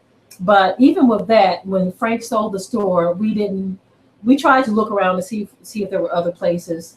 And we decided, okay, you know what, maybe we need to phase on out of this now. So we started working exclusively from our home at that point. But again, with the auction business, we decided we didn't want to have. There was a particular time where we had so much merchandise in this house, it was nowhere to sit. And I said, baby, this is just too much. Yeah. I just don't want all this stuff. We don't have the store anymore. I don't want all this stuff in the house all the time. So we scaled it down. We said, well, Father, what do we need? What can we get into now? We still wanted to do the auctions because it was a blessing to us. So we scaled it down to children's clothing because for some reason, babies' clothes, children's and babies' clothes was a hot item to sell on liquidation.com. Yeah. And so that's what we got into. But eventually we kind of phased out of that as well. Let me see if we have any. Okay, we'll get into some of the questions later. But we decided we wanted to do other things because some things can keep you so busy. And if you don't have the right staff, you will find yourself overwhelmed and overloaded with work. We kind of wanted to, here's one thing too. You got to think about this too. The internet is awesome. Yes. I'm going to tell you something now. We did internet auctions. We did real estate. We did a lot of different things. Mm-hmm. But when we started looking into internet business, I'm telling you, it was like we opened a door to a whole new world getting into internet business. I heard the statement that there's one rich guy said. He said you can be brain dead, Yeah. and make money on the internet. Yes. Brain dead and make money on the internet. It's literally that easy to make money on the internet. All you have to do is research, get on the internet, research some things, see what it is you can do. There are things that the people are doing that services that you can do for people. There are things that you can sell, things that you can have a download. There are people that let me show you something, okay? There are people that make a song, right? And it'll be a catchy song, and they'll have it as a download for $1. And people just keep buying it. You ain't even got to make the song no more. You just keep getting the download like this. Or it don't have to be a song. It could be like there's this one site we talked about called Teacher Pay Teachers, where they had these worksheets for kids. And once you make the worksheet, if somebody buys it, that's a download. You don't have to make it, they download it. And so there are all types of sites and websites that people offer services and things, and you can get involved in these sites. Some of them are called freelance sites or gig sites. You know, you can get involved in all kinds of stuff on the internet. It's like a whole new world. And so we dove into that, and it turned out to be really good. I got into video editing through the internet, and my video editing production business took off through the internet, you know. And so there's just so many doors, you know what I mean? There's so many things that you can do, but you have to do research. You have to spend time. You know, we spend time on Facebook. Okay, if you can spend time on Facebook, you can spend time researching Google and different things that you can get into on the internet to make businesses, to make money. I knew a guy who was making this thing. He was making, I couldn't believe he was making this much money on this thing. But it's this fuzzy, real furry looking thing that covers your microphone. It's for wind. It's supposed to work like if you're out there, if you're into a video production and you trying to record outside, you know, and it's windy, it makes this loud wind noise. Well, this thing that he puts over a mic would totally get rid of all of the wind. And it was awesome. And he was selling them like crazy on eBay. I mean, he was making probably a good $20,000 or more selling that thing a year, you know, on just that one thing, you know. So you'd be surprised what you could make, what you could do, what that you could do on the internet, what type of service you can offer on the internet that could take off. Yes, absolutely. Like someone put Fiverr here. We're going to talk about different things. Okay, we started off on the higher scale. We want to bring it down to a lower scale for those of you who are, you know, have limited time, limited resources, you know, and wanting to work with someone else. I talked about in one of my videos how if I had a planter of business, a nursery of business ideas that are like little planters, right? Mhm. We like to use that planter idea or allegory so that you can understand, right? But if I had a nursery of ideas Mhm. and this person right here knows how to do something of that nature, or this person right here have some skill sets that could possibly benefit, but I don't have the time, how would it be? How prosperous would we be if we can say, okay, I don't have the time to nurture this idea, but maybe this person has the skill and the time to make it happen. Yeah. Okay, we're going to talk about all of that real soon. I want to get through some of these other things on the list here because I see that teamwork is the only way that we as a people, can really truly prosper in this present world, because the economy is really bad right now. And I think many times we wait till things get bad to the point of no return before Yeah. we try to do something about That's it, right? And so I want to talk about some of those things, but prior to that, we want to get some of these other things off of our list. I want to give you some more encouragement. There was a young man, we wanted to buy some livestock, right? And there is a young man around here, Mhm. a Gentile. We didn't know how young he was until we got there, but I was very impressed. This young man, we wanted to buy some quail from him, right? Because quail is so expensive if you want to go to the store and buy it. That's some tasty meat too, by the way. That's a tasty little bird. Sure is.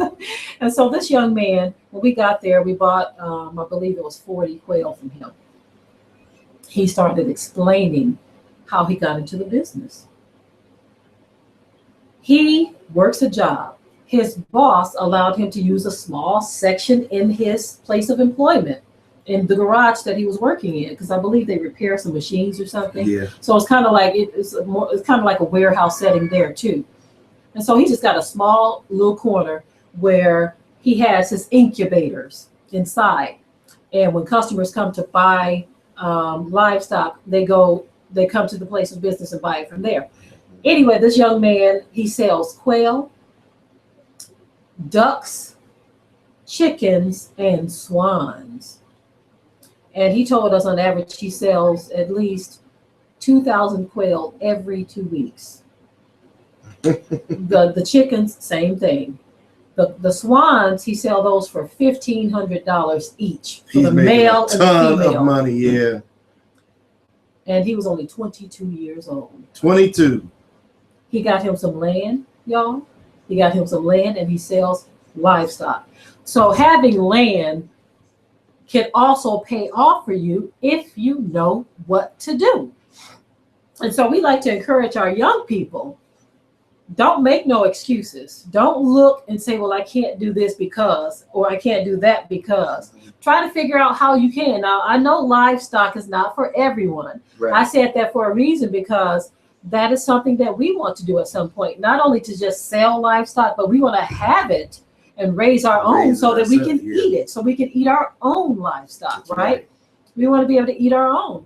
And I want our people to start getting in the mindset that we have to do this. Yeah. Not that we're doing it because it's a fun thing to do. That's right. We need to get it in our minds that we have to do this, that we don't have any other choice. That's right. And when you get it in your mind like that, you're going to start thinking different and moving toward those goals. It's tax season, y'all. Mhm. Tax season. And for a lot of Black people, tax season is blow your money season. Yeah, fun season. There was a young lady who went, she said, I've been wanting this purse. It's $2,500 and I got my tax money. I'm going to go buy this purse. Somebody needs to spank her behind for that, because a $2,500 purse is ludicrous. Yeah. You understand what I'm saying? That $2,500, believe it or not, is enough to start a business. But we have to get in that mindset first. We got to stop wasting time and money. You want to know something? Let me lay this on you. Tax season for me and my wife, this is what tax season was for me and her. Whenever tax season came around, we invested the money every single time.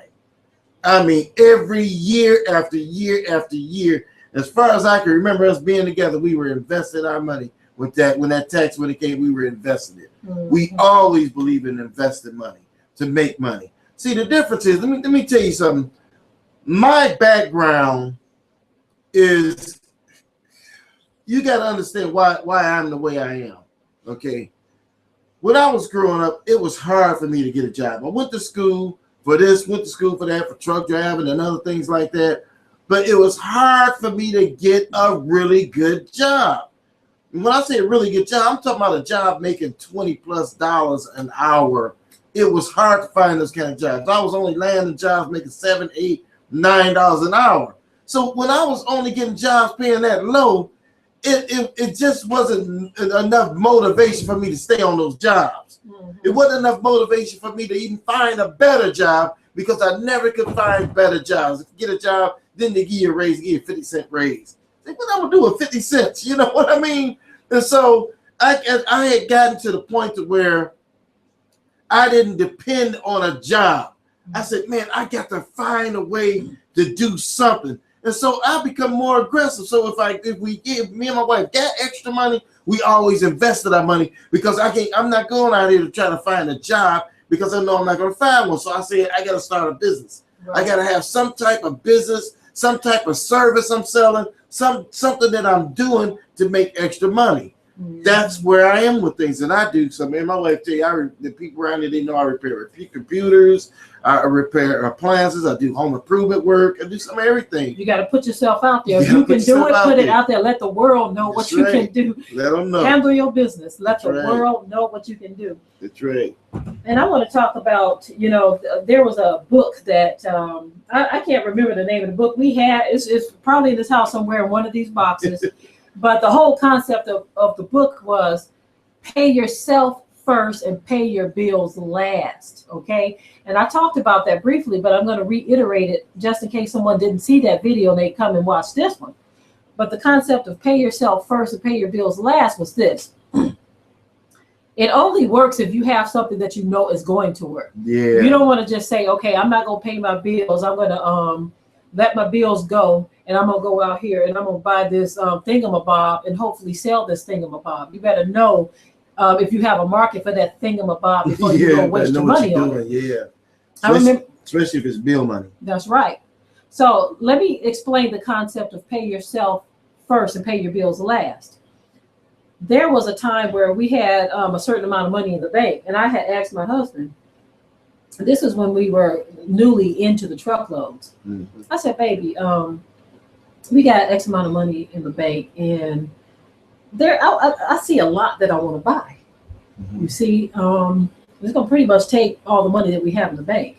And I said, can we do it, And he was like, well, you think it's a good idea? And I said, yeah. I said, I've done my research, and yeah, I think we can move this lot. And I told him at the time, I think we can double our money. See, when you sit back and you say, well, I got $1,000 in the bank, okay, now my bill is coming up to pay my rent, and the bill to pay my rent is let's just throw a number out, $700, $800 or whatever to pay your rent. He said, man, but I got $1,000. I can pay my rent and then keep working a job or whatever, and the next one pay the rent. Or since I got the $1,000 right now and I can turn this money, if I can turn this money quickly, I'll still be able to pay my rent and I'll have an extra $1,000. You know what I'm saying? Mm-hmm. So that's kind of what that concept means. It means that, man, I got this extra money. I got this excellent idea that's going to make some money quick for me. I'm going to get my money back right away. Because I've seen people buy cars. I know a couple of people that sit to buy cars at auctions, and they'll go and buy a car at auction and turn around, flip that thing, and have their money back in a couple of weeks. Yeah, in days. Yeah, actually. And we had one guy where we knew, Richard. Oh man, he got one of these Ford trucks that had the double back wheel, pickup trucks, double back wheel with the 4 doors, and he got that thing for, an extremely good price. I think it was under $5,000 what he paid for it. He turned around and sold that thing for how much? $28,000. $28,000. And I mean, we talking about in a week's time, he turned his money around that quick and had $20,000 literally. So we ain't telling nobody to go out here and be irresponsible. That's why we're giving you good examples. Yeah, You got to know what you're doing. If you don't know what you're doing, just go and pay your bills. Yeah. Keep on paying them. Yeah, especially if you're dealing with rent. I'm more so talking about people with mortgages because there's a little bit more wiggle room with a mortgage. You know, That's it takes time to get a person out of a house, right? With rent, that landlord can say, look, it even takes time with that, but with rent, that landlord can say, look, okay, you ain't giving me no money, we gonna start proceedings, you out of here, right? But with mortgages, it's different. But that whole concept of pay your bills first, pay yourself first and pay your bills last can only work if you know what you're doing. And so that's why my husband used the example of the flipping of a car. And I used the example of, I wanted to buy a truckload of merchandise, right? Because I told my husband, I think we could double our money. And we did not double our money. We actually tripled our money. We sure did, yep. And so we knew what we were doing. We had already done the research. We had already been, back and forth in and out of this particular type of thing. And so I am just trying to encourage those of you who want to start a business, start off small. We're gonna share some ideas too about things we all can do together. Okay? We gotta work together too, and I want you to come a little closer because I'm cold. We working together here to keep warm. Okay. Okay. All right. I'm going to share some things with you about us all working together because it's very important that we get this concept. You have other people, like we told the story about the Mexicans who bought the house and they had it finished in one day. Mm-hmm. There was a sister a few years ago who was going through some hard times, right? But she had access to a computer. She was living in a house and all of this stuff, right? So she wasn't a person that was out on the street. She was just having a hard time financially. Mm-hmm. And so I asked her. She said she needs some money, and there have been times where the Most High will lay it on our hearts to be a blessing to someone, right? But this particular time, in talking with her, I knew her situation, and so I said, "I tell you what, sister, I have some work that you can assist me with, that you can do on your computer because I know she have a computer, right?" And I said, "And I'll pay you X amount of dollars." And let me tell you, she said, "Okay," right? Very reluctantly. Then she calls me back a couple of days later after I sent her to work. She said, "Well, Sister Deborah, I can't really focus on this right now. It's not really something that I want to do right now. So, but thank you anyway." Y'all understand what I just said here? She wanted us to just give her the money. And I said, "I tell you what, can I give you some work for the money?" And get this, we even do this with our oldest daughter. At first, when our oldest daughter first moved away, she would call and ask for money. We would give it to her, right? And then I said, "You know what, that's enough of this. I got some work I need done." Yeah, absolutely. And you got a computer, you do the work, you get the money. Yeah. And at first she was like, "Okay." So then when she figured out that mommy and daddy were serious, one day she did all this work and she sent it all back to me through a file system, and I gave her money. And she said, "Okay, I see how mommy and daddy operates." And she appreciates us for that now. You see, it's harder when people are leaning on you, our daughter leaning on us saying, "Mommy, I need some money." I said, "Well, I need some work done. You need some money, I need some work done. Let's make an exchange," right? Yeah. I was really disappointed when that sister who said she had such a huge need wasn't willing to do the simple work that we asked to do. Yeah. And so that's why I said we won't be wasting our time with people who don't really want to do anything, people who just want you to just hand everything to them. You want to try to give them something that's going to bless them, a skill, give them some work on the side, but they're like, "No, I don't want the work. Can you just give me the money and you do the work yourself?" Can you all see how insulting that is? Now, I don't mean every person is in that situation because there are people who, some people have been burned out of their house. We understand. We don't mind if we have it at the time because we don't always have it. You see, if you have it and you can be a blessing to a person who has a dire situation, that is different, right? But when you have a person who is able to do some work and it's something that simple, but they don't want the work, then that is the kind of person you simply cannot work with. Okay. Yeah. When you're trying to start a business and you're trying to take care of a family and you're trying to teach your kids and you're trying to do things, you don't want to be pulling along dead weight. You sure don't. You don't want to pull along It'll dead slow weight. you down. Absolutely. Exactly. You know. And so I shared that story because I want everyone to understand the mindset that we have now. And yes, we do love our people. And yes, we should help each other. But sometimes help comes in different ways. Help is not always just giving someone a handout. Help is sometimes giving a person a job. That's right. You understand what I'm saying? Sometimes help is giving a person a job. Yeah. You understand? And so we're gonna keep it moving here. There are some things that we want to cover. We got a long list here. The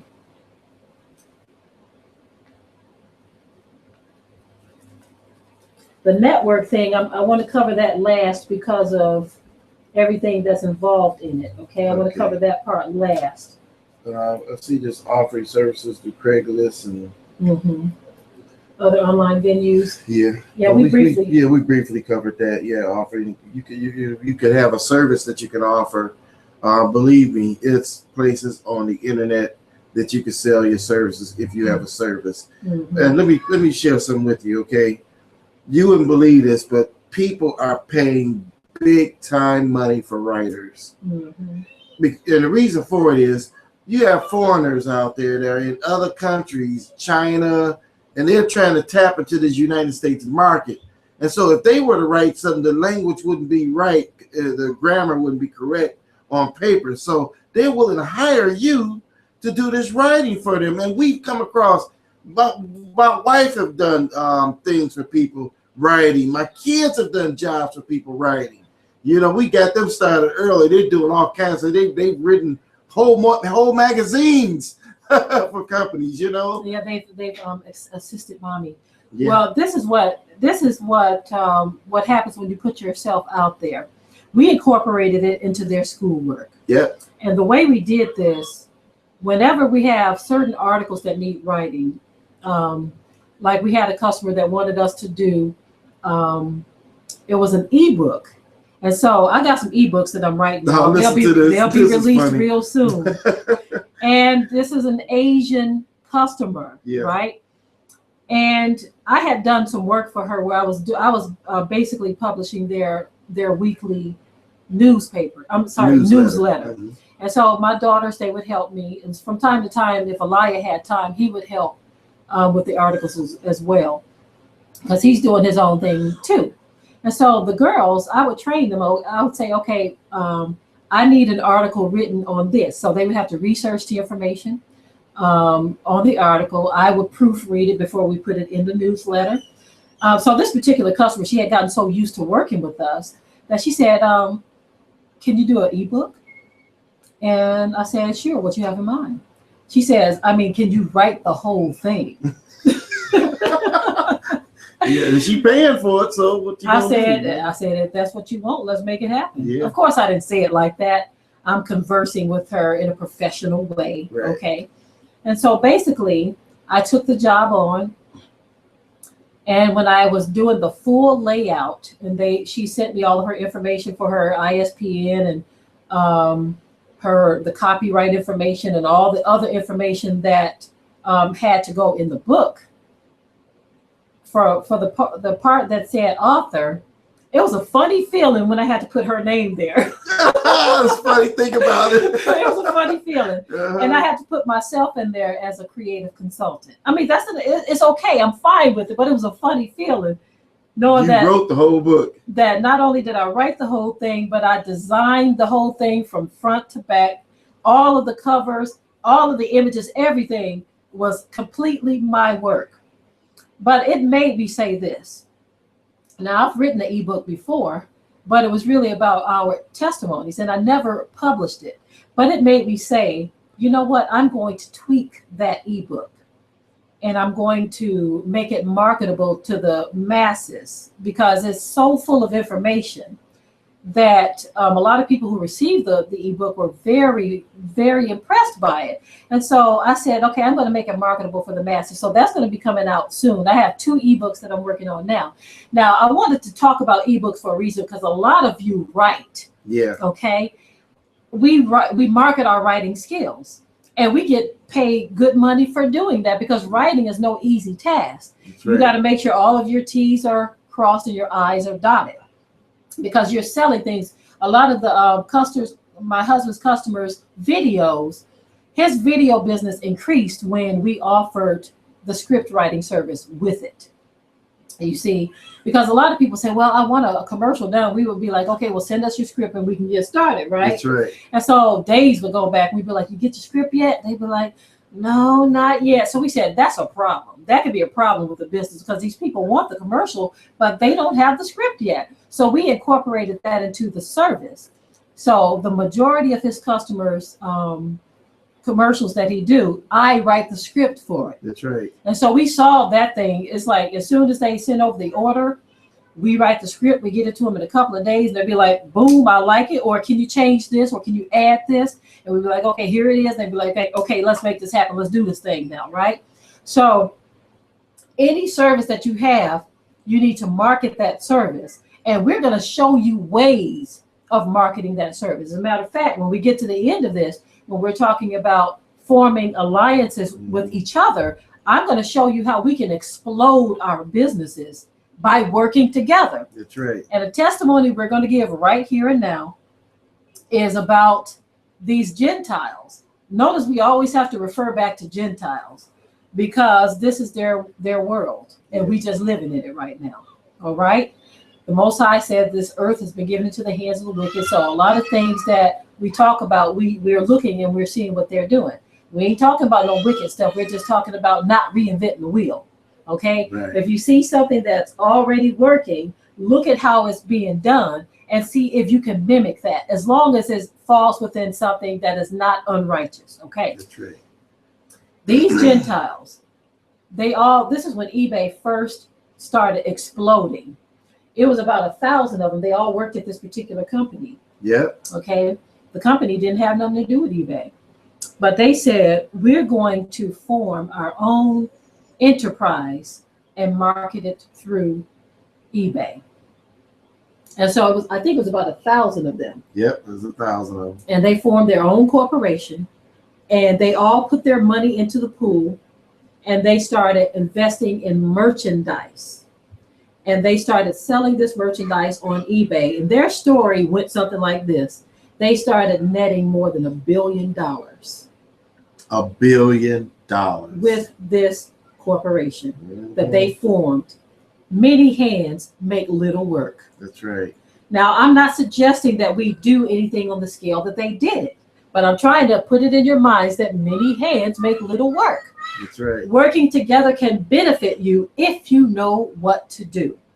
Okay?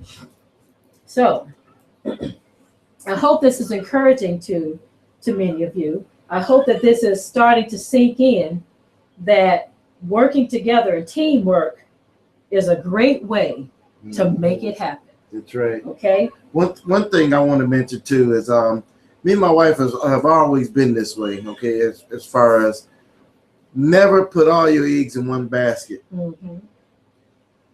Because what happens is, if you're walking and you got that basket full of eggs and you trip, That's right. all those eggs fall out that basket, then you hit, right? Yeah. So we discovered that it's better to have more things going on instead of just having one thing, to have more, because you could be making money with this, and then money can be coming in from over here, from over there, from over there. So we try to have a number of things that we're doing, pretty much, you know, and it pays off big. We knew people that had several jobs, several businesses actually, you know, and it was just amazing, you know, to see people with so many different businesses and things that they're doing.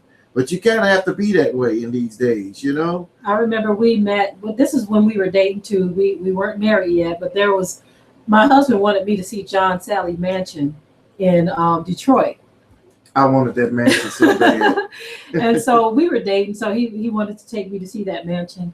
And we just went on a drive. We went to go see John Sally. He was a basketball star. Yeah, basketball player for the Detroit Pistons. Right. And so he took me to see the mansion. And when we were driving through the community where it was, which was it Pontchartrain?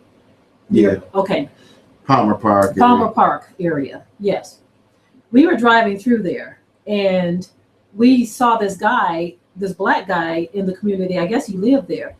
And I don't know what ended up happening. Somehow we ended up stopping and talking to him. But he was a rich black man living in this this community. Any of you who live in Detroit might be familiar with that community where all these big, beautiful mansions are. Anyway, we were talking to this fella. And this is why I say we hold on to information. I was probably about 20 years old when we ran into this fella. But he had said that he has 3 businesses. And he said he never put all of his eggs in one basket. He has a business. I think he was a partnership in Metro Cars or some car business in Detroit. He was partnering with some other people with that. He said they had a dry cleaners and they had an ice cream parlor. And he said in the summertime, our ice cream parlor does well, but we don't do anything in the wintertime. Yeah. And so that can't be my only business because during the winter months, we ain't got nothing coming in. But the other 2 businesses pick up the slack. You see, all of his eggs were not in one basket. He had other things he was doing. And so that's one of the things we want to suggest as a group. Okay. We're going to get into that later. We just wanted to put that out there. Mm-hmm. I wanted to talk about novelty items because I have a few novelty ideas that would probably do very well. A novelty item or a novelty idea is something that is not necessarily something people need, right? Most businesses do well when they are solving a problem. You see, for instance, if you live in an area and there are no daycare centers, and you solve that problem by opening a daycare center, you'll probably get the majority of the customers because you're solving a problem. So you wanna really look for a business that solves a problem, right? But if you have a novelty item that you know will sell and that it may not take much to get into, there's nothing wrong with exploring that on the side as well, okay? And what I mean by that, there are a lot of you who you sell different products that you make, your soaps, your toothpaste, your herbs, your handcrafted things, your clothes. These are things that there's already a market of people doing these things, right? But if you can develop a market or a niche market where people may say, look, I would prefer to have, like one of our sisters, she sells herbal toothpaste. I love her toothpaste. You see, I love her toothpaste because it works well on my teeth because I had a toothache at one time and I started using her toothpaste every day. And I promise you, I haven't had another toothache. And I thank y'all for that. So if the sister is watching, you solved the problem for me because it worked on my teeth. Mm-hmm. Because those herbs got down in there and it did something. It healed my mouth, you see. And so novelty items are things that you may already have many people who are selling toothpaste or herbs or this, that, and the other.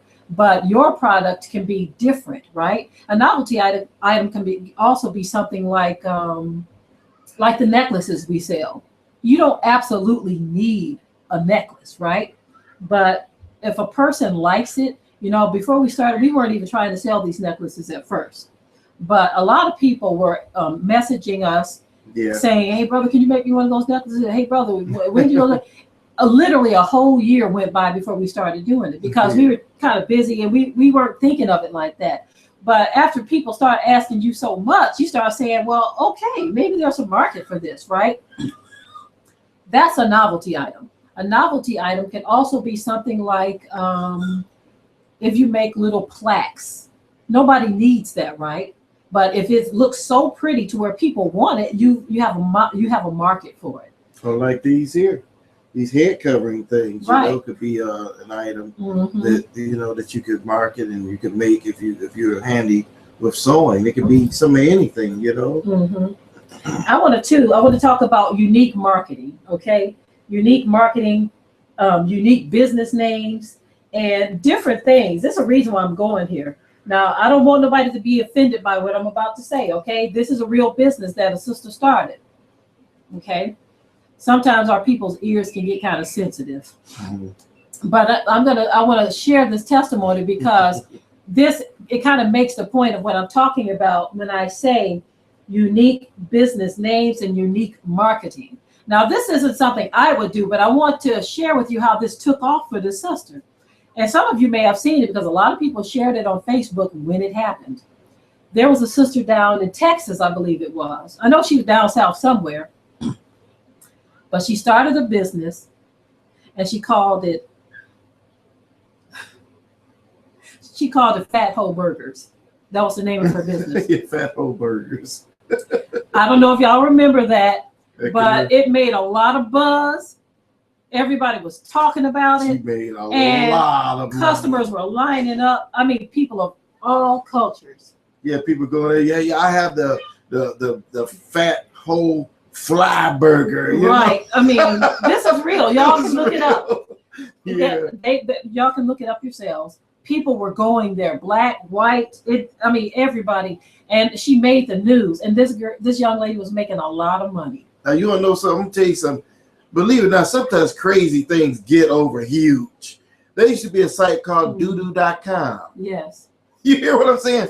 Doodoo.com. Yes. And they would put manure in a package and wrap it up real nice like a present, and they could send it to anybody you want. Like you had your boss you were mad at, or somebody made you upset, you could send it to. And this site had almost 1 million views at the site. It did well for one while. I don't know if they're still in business, but because they may have gotten, you never know, they could have got sued for that because you're sending excrement to people. But anyway, but they did well, and people were sending it to a boss that made them mad, a boyfriend, a girlfriend that made them mad. They would get a box of doo-doo in the mail. Okay, so that's what I wanted to talk about. The unique business name, unique marketing. Sometimes people, and it's a trip. But when you do things, I'll give you a good example. When we first did Say No to Black History, that video, when we named it Say No to Black History, it prompted people to want to watch it.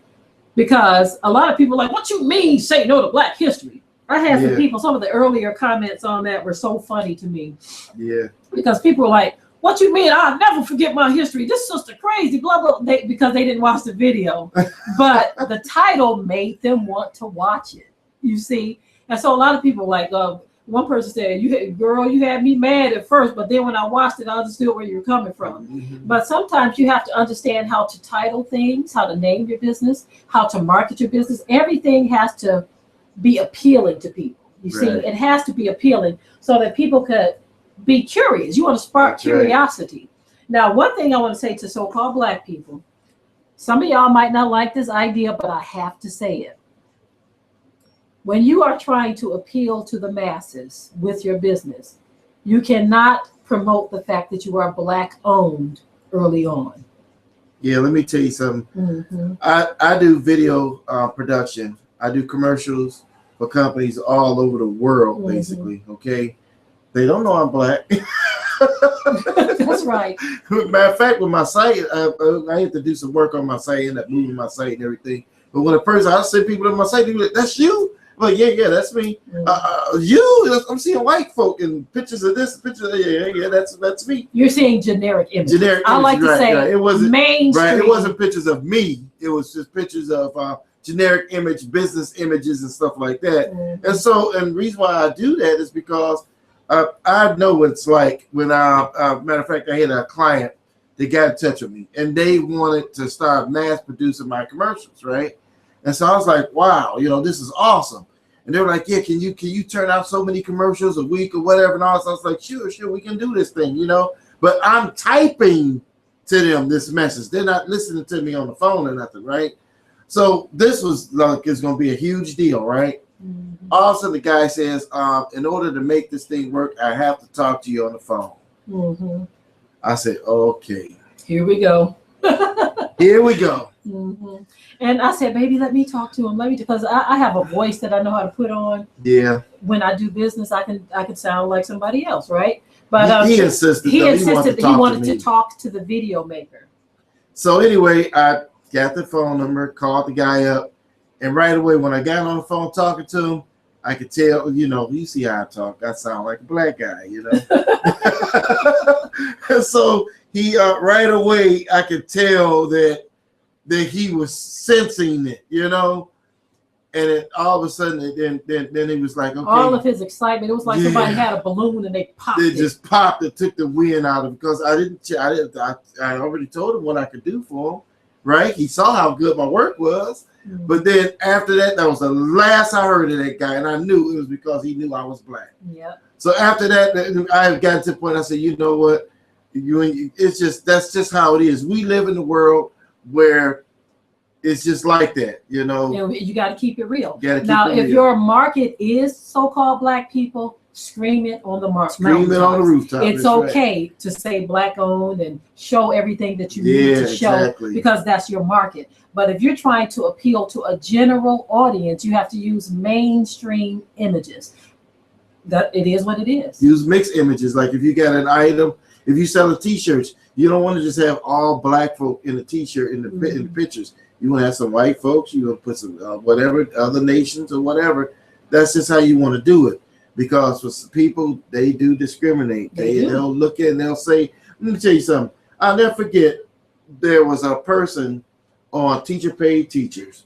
They had a perfect record. You remember that? Yes. They had a perfect feedback and everything, right? Can I tell this story? Please, tell please. this story. Listen to the story. Listen to it. Yes. There was a sister on Teacher Pay Teacher. Mm-hmm. It's a site that allows you to sell your worksheets, okay? And this sister, I said to myself, boy, oh boy, why did she do this? But she gave out her screen name and everything. Did she have a black picture of herself? I believe so. Yeah. But this is what she did. I don't know if she had a black picture of herself, but in the video she shared her Teacher Pay Teacher profile, okay? And so what she did, she says, I sell worksheets and, I have a perfect 4.0 score. I do this and I do that.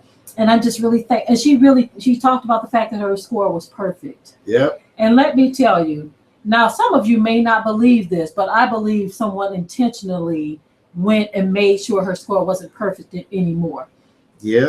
Because when I went and checked, her score was no longer perfect. Because someone probably went to buy from her just to give her a low score so that they can ice that perfect score.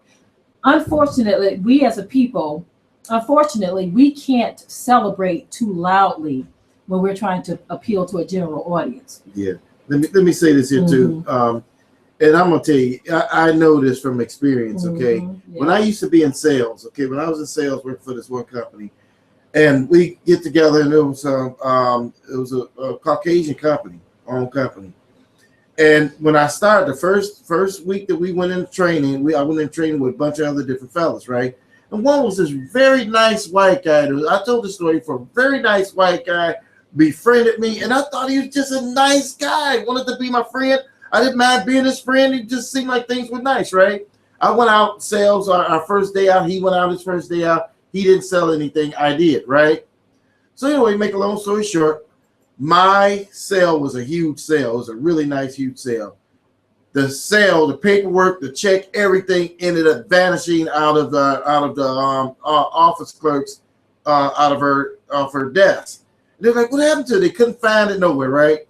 Never found it. I had to go back out and write the deal again. It worked out and still ended up getting the sale. A year later, after the guy had quit, they found that sale in his bag. Yeah. Check and everything was in his bag. He saw this dude and he befriended me.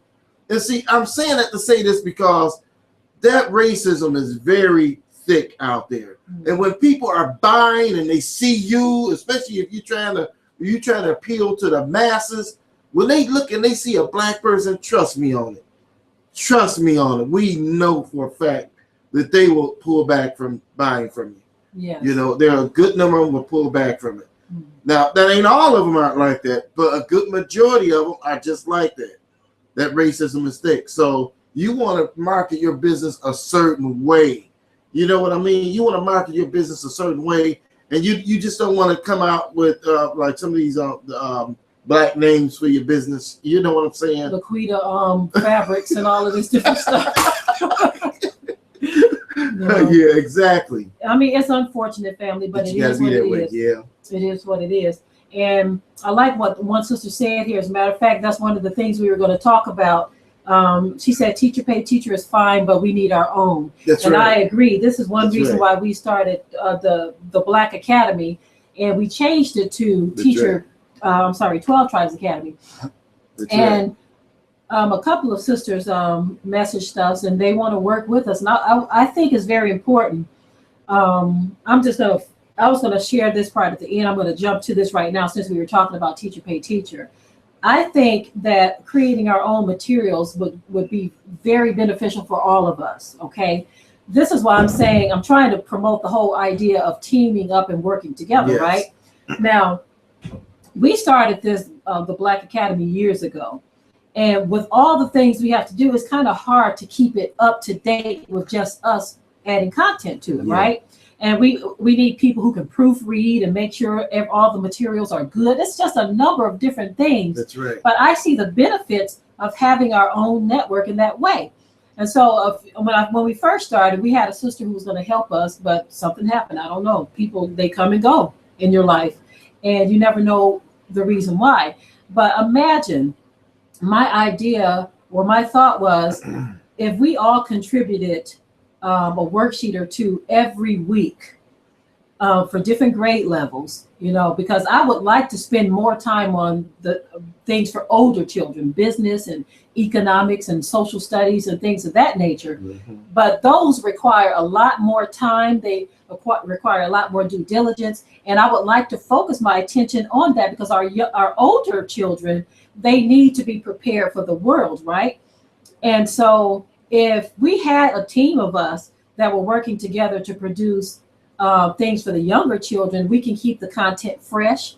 Yeah. And then we could also develop a line of things that if an individual wanted to sell certain things, they could, because we want to create a way for us all to have income, right?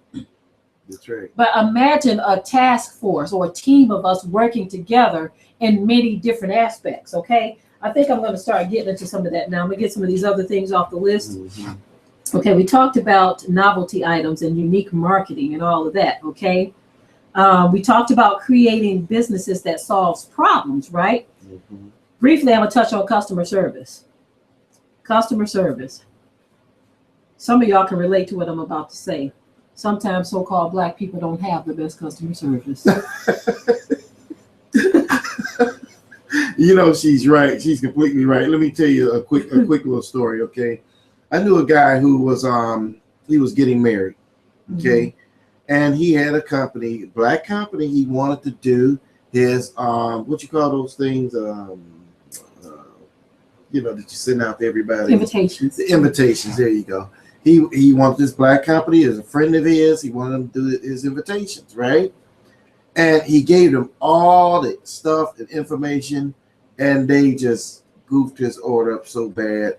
And when he went to them to talk to them about them making the correction, they didn't want to make the correction. Even though it was their mistake. Even though it was their mistake. They spelled his name wrong. His name was actually is Tracy, but they spelled it like you spell a woman's name, Tracy. And he was upset that his invitations had to go out with his name spelled like a woman's name. Because they refused to correct their problem. Exactly. So can you imagine how he felt about, man, I want to get a brother some business, but it's like, man, but he messed everything up. And so customer service, you got to have good customer service. I know of people that have had hair salons and other things selling products and just have the horrible customer service, just totally horrible. And so you got to have good customer service. You want to keep customers coming back, you got to do them right. That's right. You see? Now, my feedback on my business that I do for commercials and book trailers is probably 100%.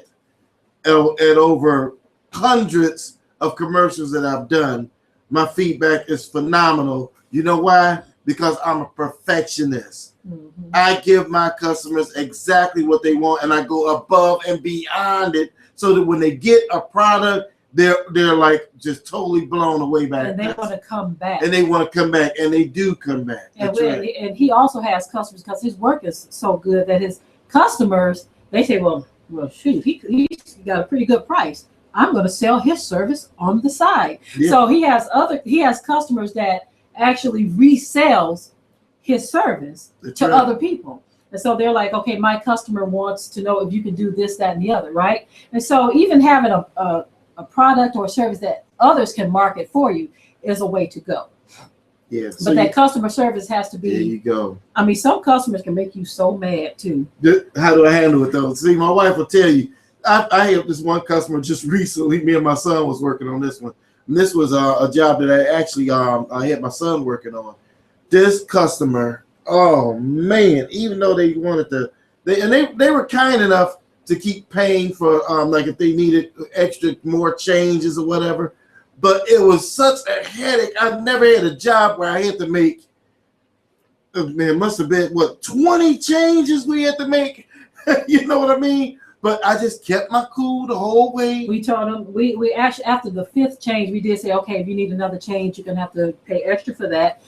Each change thereafter, you're gonna have to pay extra for that. So they paid for the extra changes because they were just very picky. I'm like, okay, you can be picky as long as you pay. Yeah, and then the picky sometimes, but it just got to the point where you just want to be done with the project. Right. It's like I just want to be done with this one. So it got to the point where we wouldn't be. A couple of times I didn't even charge. I said, okay, what you want done? Okay, move this and change that. Okay, change it. Nah, put it back. You'd be like, okay, if you want me to put it back, I'll put it back.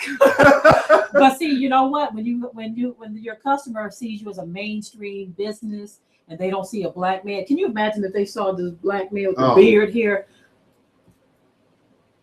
Customers wouldn't be the same. Yeah, sure. The business wouldn't be the same. Just keeping it real, family. So sometimes you just gotta use a generic image. Just use a picture of a computer or something or a camera or whatever, but not promoting who you are, but promoting your service because of discrimination. That's right. Just keeping it real. Yep. When you answer your phone, since we have a home-based business, okay, we don't necessarily want to always answer the phone with the name of our business, right? So I learned this years ago. Because we have more than one business. Right, more than one business that we do.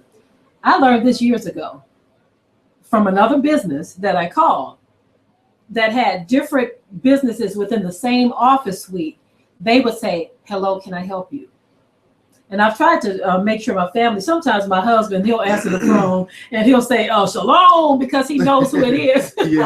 But I try, because I'm so used to it for years, I would just answer the phone, hello, can I help you? Because it can be business or it can be a residential place you've reached. And most people assume that they've reached a business. So there are different tips and tricks that you can learn when operating a business from home. That's right. And also having the office door that closes when you have kids.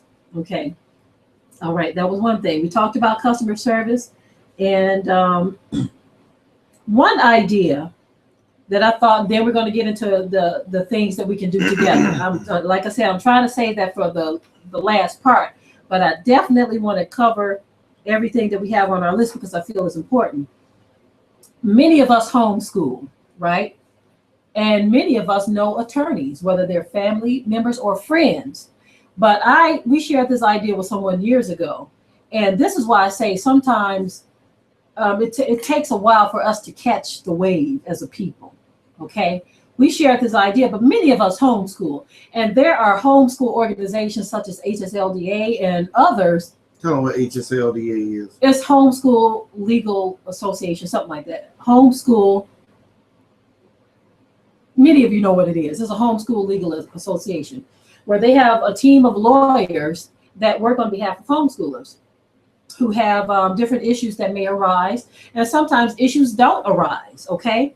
But this is one of those planters I'm talking about. that if put in the right hands, it can grow. It can grow. It will Now, grow. even though you may have your own business that you're doing, you may have a particular thing that you're working as a lawyer, this is a great thing to do on the side, especially if you're a family attorney, right? But we gave this idea, and I feel like, this is one of those things that is just too easy to do. But anyone can familiarize themselves with homeschool laws. And imagine if we had our own so-called Black version of HSLDA, where any of us that are homeschooling, we need, many times the cases are like this. A school district may not understand the homeschool laws. They may try to say, oh, you're truant. We need you to send in a notification for this, that, and the other. And all that needs to be done in most cases is that the lawyer that represents the organization, or if you're a member of their organization, sometimes they just make a phone call or fax a letter or mail a letter to the school, and usually they just back off and say, oh, their lawyer just told me that blah, blah, blah. It's rare that they have to take cases. They do have cases that arise, okay? Mm-hmm. That's right. But there's a membership fee that they pay, that every homeschooler pays to that organization. Imagine if we had our own version of that, to where we had our own team of lawyers. It could be 1, 2. It has to be at least 2 to be a team. But imagine if we had at least 2 lawyers that we could work with in something such as this, and we paid our yearly fee for them to be a representative for us in homeschool. Sometimes you don't have to do nothing, you see, offering other services with that. But that in itself is a business, and it is nothing you have to go to school for. If you're a lawyer, all you do is familiarize yourself with the homeschool laws. Mm-hmm.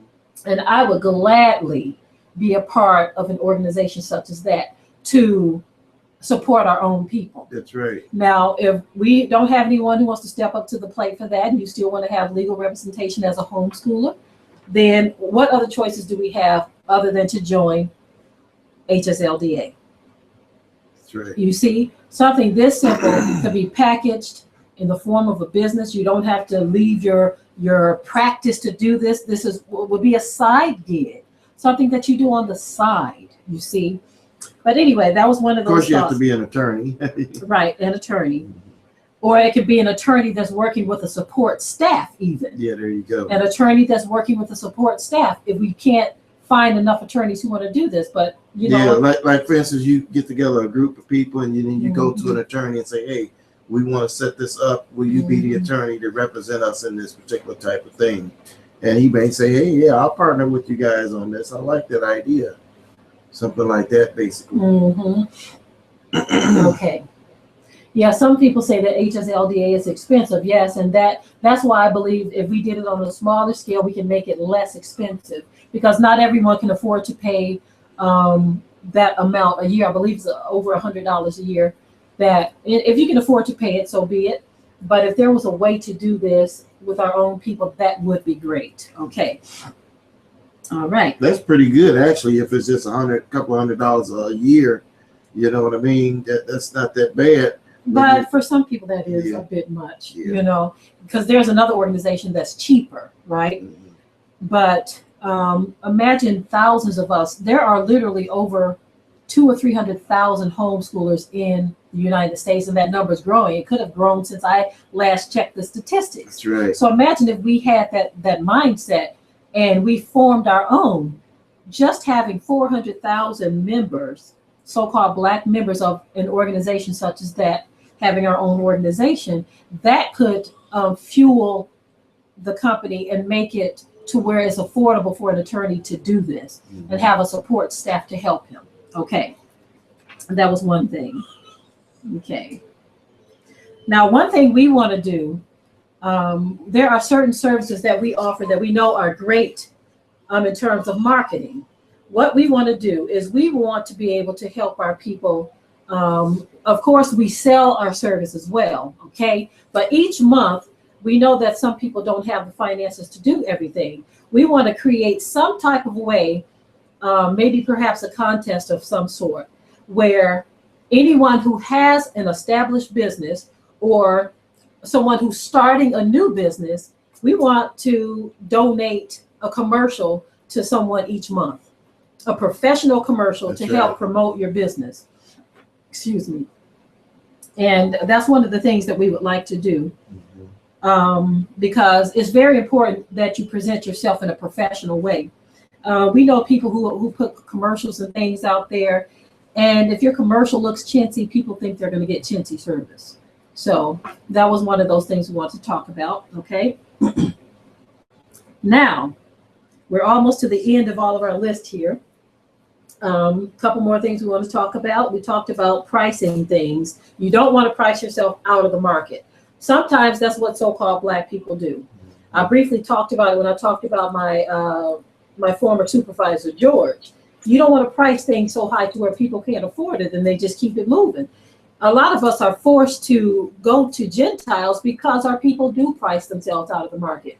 You will sell more at a lower price than you would at a higher price.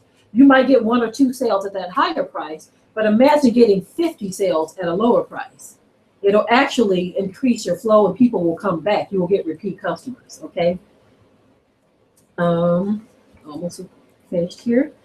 Supporting established businesses. Some of you that already have established businesses, one thing we would like to do is we want to form a platform to where our businesses can be in one location, not like a directory. Okay, we're not talking about a directory. We're talking about a marketplace, such as you know, there are a lot of venues like such as Etsy and eBay where you can have stores and even have auctions and iOffer, eCrater, places like that. We would like to establish our own marketplace where all of our products and services are listed in this marketplace where people can deal with you individually.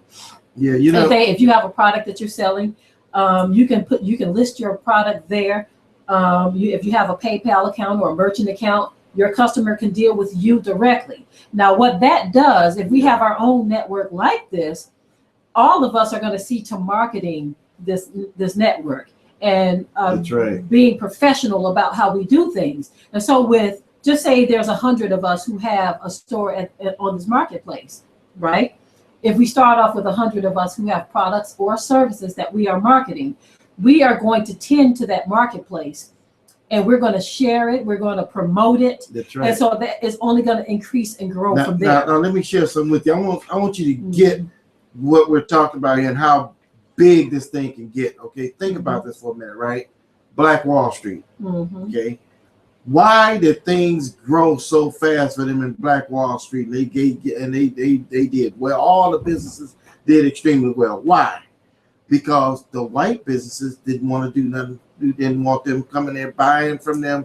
They didn't want that black money at that time. They want it now, see, but back then they didn't want it. And so those black folks said, okay, well, we'll start our own schools. We'll start our own banks. We'll start our own theaters. We'll start our own stores, grocery stores and everything. So they did their own thing.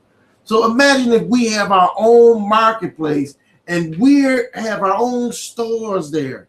So for instance, let's say you sell T-shirts or whatever, and you in this marketplace, you can sell your T-shirts there. And because all of us have our own networking and pushing this thing, it could really grow and we can our businesses can grow. Right. You understand? And the main thing we're pushing is good customer service, because that's right. We don't want, and I don't mean to be offensive when I say this, we don't want a bunch of low customer service businesses on there who are not tending to customers.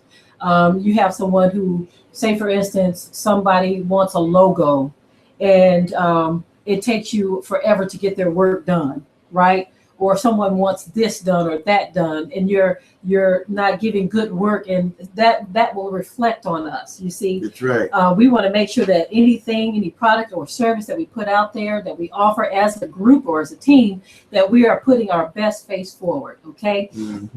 I want to talk real quickly about Whoopi Goldberg in The Associate. I don't know if you all seen the movie The Associate, but it's a real interesting movie. It's called The Associate. Now that's back to what we were saying too, why I never put the black face out there when I'm doing my professional business, because folk don't want to see that black face when they come to get some services. Sometimes they don't want to see that black face. And go ahead and tell them about The Associate. If you haven't seen it, go and see the movie. The Associate. This movie It's old. It's funny. It's an old movie. Whoopi Goldberg was in Yeah. it. In this movie, The Associate, I'm just going to give you a little bit of it. Whoopi Goldberg was this professional Black woman who knew her stuff on Wall Street. She knew her stuff well. And she worked for Gentiles, of course. And they would always try to take the credit for what she did. So she got tired of that. She got tired of seeing them take the credit for her genius. So what she did, she went to start her own company. And her own company did not do well. Even though she was calling back some of the people that she used to do business with when she was working for the Gentiles, they were like, "Oh, well, Laurel, I've been with such and such company for years, so no, right?" And so she said, those were my ideas, right? And so what she ended up doing, when she started her company, she started pretending to be a white man. Yep. And when she pretended to be a white man, she made herself to be his associate or his secretary or something like that in the movie. His partner. Yeah. She made herself out to be his partner. And everybody was so excited to do business with that white man who didn't exist. It was her, right? And so everybody kept insisting on meeting this Mr. Robert Cuddy. It was funny. She got pictures out of magazines or whatever, of stars, and she would sign the name, Mr. Cuddy or whatever, and put these pictures on the table. So when these clients would come to the office, they said, "Man, Mr. Cuddy knows Barbara Streisand, and he knows Tom Cruise." It was just different people, And they were like, "Wow, this is a famous guy. We want to do business with him, Right. So when they wanted to meet Mr. Cuddy, she was like, "Oh, man." And so she had to get a makeup artist to make her look like a white man. But everything just flourished when she turned into a white man. But still, it was her so-called Black brain behind all of it. That's right. And so that was very interesting. And that was the whole reason why we were saying sometimes you got to hide who you are. Yeah. You can't go out there saying, "Oh, we're a Black-owned business," unless your customer market are to Black people. That's right. Sometimes you just have to sell your product or service and forget promoting who you are. That's You right. are who you are shouldn't be important when you're trying to run a business. Okay. We're getting there, family. We weren't trying to hold y'all this long, but we're trying to make all these points, okay? I want to reiterate this again. Anybody who is interested in helping us to make worksheets for our young people for the 12 Tribes Academy, we want to offer the worksheets free, okay? But we would like to work with you all on some other projects that we can sell together and market to the masses, okay? But we want to create a library because a lot of our people are trying to get into homeschooling. And there are certain softwares that we use. We have a publishing software I'm going to share with you right now. It's made by Nova Development, Art Publisher Pro. And with that, we create some very professional looking ebooks for our customers, newsletters. Magazines. And I believe it's under $50 if I'm not mistaken. It was more than that when we got it years ago, but it's a lot cheaper now. You can make awesome looking worksheets, magazines, newsletters, all kinds of things. Posters, flyers, you name it, some logos. everything, yeah. And so anyone who wants to help us with that, again, this is for our people. This is for our young people, for our parents who want to homeschool, but they need a lot of resources. Especially though some of you I'm going to talk with by phone. Those of you who reached out, we're going to talk by phone on certain things, certain aspects, okay, of things that we want to do. So I got that out of the way. And we were talking about supporting established businesses. Those of you who already have businesses that are established, we want you to be a part of the network so that our people can see your business, especially if it's something that you can sell online. Okay, if it's something you can sell online, we want to make that presence known where people can find us in one place. And one role that we are going to play is we want to make sure that we market this marketplace in a professional way so that our people are going to benefit from that advertising. Okay. That's what we do. We advertise, we market, we do desktop publishing. And so we produce materials that our customers, we have testimonials from customers that are blown away by the work. So we definitely want to contribute that to the community, and making sure that we are marketed well. And anyone who markets on the side on their own, make sure that you do a professional job at it, because it reflects on everyone. Okay. Sometimes you have to hire voiceover services. We do our documentaries. Many of you hear different voiceovers in our documentaries. We hire professionals to do certain things for us. Some things we do ourselves, some things we hire professionals for. Unfortunately, some of our people are more impressed when they hear something with a European sounding voice. It is what it is. Yeah. It validates it for us. Mm-hmm. That's just the way it is. And so sometimes we have to hire European voiceover talents for certain things that we do. Okay. Okay. Now we're getting to that point now. Now we can talk about the team thing, because I think I've covered everything else. Mm-hmm. We're going to talk about the team thing. Now, one thing we wanted to do, and I know that this is very possible because I already see a lot of talents amongst our people. We would like to develop products and services that we could sell to the masses. Products and services that we can sell to the masses. I shared one of those, which was the having an attorney that would be able to have something similar to HSLDA, which is homeschool support for those who want to homeschool. That's one of the services. Okay. Now, other services and products that we have, imagine if we developed a team of realistic people who really want to work. Now, I gave the example in one of my videos of one of us coming up out of the swamp and reaching in, pulling someone else out of the swamp, and then those two pulling someone else out, and we can just keep the momentum going, pulling each other out of the swamp. The last thing we need is someone who you're trying to pull out of the swamp, but they want to yank you back into it. Mm-hmm. That is the last thing we need. We don't need that at all. Yeah. We only want to deal with people who are serious, people who are going to be realistic and understand why we're doing this. The reason why we're doing this is because at any moment, the economy may have the bottom fall out of it. And if you're sitting back waiting for government assistance, you see how they assisted us with the Hurricane Katrina thing. Yeah. It took days for them to even get to us. By that time, many of our people had died and perished. And you had Gentiles on the news talking about, look at how you Black people are just sitting down expiring one at a time. Mm-hmm. So instead of focusing on trying to get help from the outside, is it possible that we can help ourselves and help each other from the inside? Is that concept dead in the water? Or can we pull together enough of us to make something happen? And what I'm saying, I want to start at something very small. We mentioned this before in the other video. Something very small that we can all work together with and watch it grow. Now imagine, when I say small, I'm talking about something very small. We start this thing and then we all water it.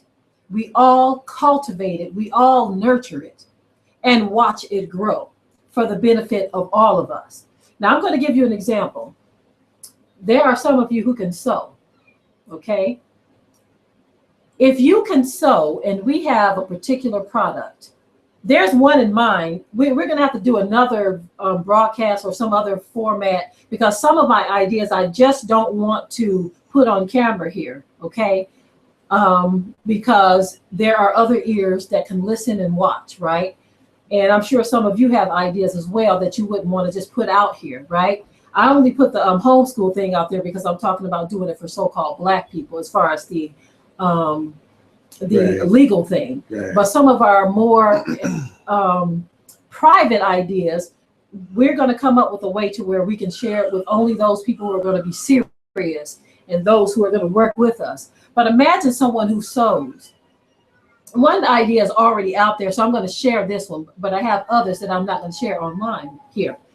But there is a market that is needed for this ain't for the brothers, okay? So brothers, I might lose y'all right here for a minute. Sisters who don't want to wear maxi pads or anything like that. Did I lose you, baby? I started laughing because I knew what you were talking about. So I laughed. Okay. But there are people out there making their own. You see, they're making their own out of organic materials that are safer for us, right? Now, I would love to work with a group of sisters who could make these, and we all put together the effort in getting the materials, working with these sisters. Of course, they would have to be paid for their work, but we create our own market. Someone on here said they further up, a lot further up, said that they do sewing, you know? Yes.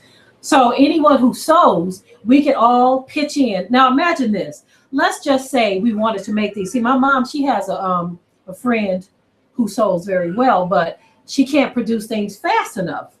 But imagine if we had a group of sewers and they all work together for us to market these at a rate that's going to be affordable, okay?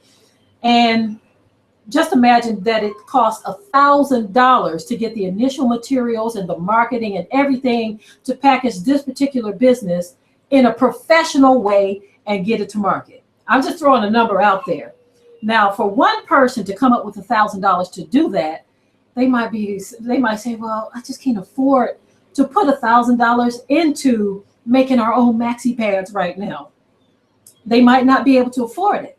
But imagine if there were 100 of us that says, okay, I think I want to put into that business.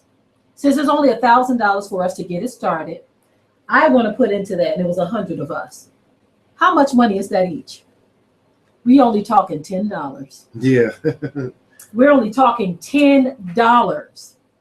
But that business can turn around and can shock you. Something like that can actually take off and make a lot of money. And you sit back and say, wow, now though that 100 people that they invested $10, now the business is worth a lot more money. You see, these people got a nice return coming back, you see. And so we would all, everyone who was involved in that, who put their 10 in, that ain't nothing to think about. You won't say, well, man, I can't afford $10. Right, but the sisters who are doing that sewing, they're not going to just do all the work and not be compensated for it. That would be part of the investment in the business, making sure that those sisters who do that sewing are going to be paid for their work. But we're all going to be responsible for marketing that product. Now, that's just one product, okay? Now, we have many others. Some of them are services, okay, That's that right. we would like to offer. But imagine if we all said, okay, I want to do this over here, or this young person has a great idea, but it's going to cost $500 to get it going. And just say it's a teenager and it's 500 and they don't have 500. You see? Right. But what if our team says, we're going to all pitch in and we're going to make it happen? Now, it's going to be for the benefit of all of us, right? Whatever this business does is going to benefit all of us because we're trying to build an alliance here. But that young person, instead of them scuffling for 500 and trying to work on trying to get that money together, what if we took the pain out of it? Yeah.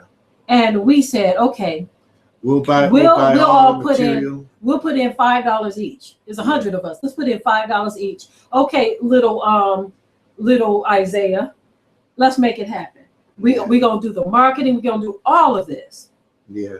And that way it's easier to buy bulk material. Right. Because you're going to need bulk material to do this thing. And like you said, if it's one person doing that, one person be like, well, man, I got to come up with $1,000 to really do this thing right. I need material. I need supplies. I need this. I need that. But man, if you get 100 people to come together and they do it, man, it's a piece of cake to get this business going.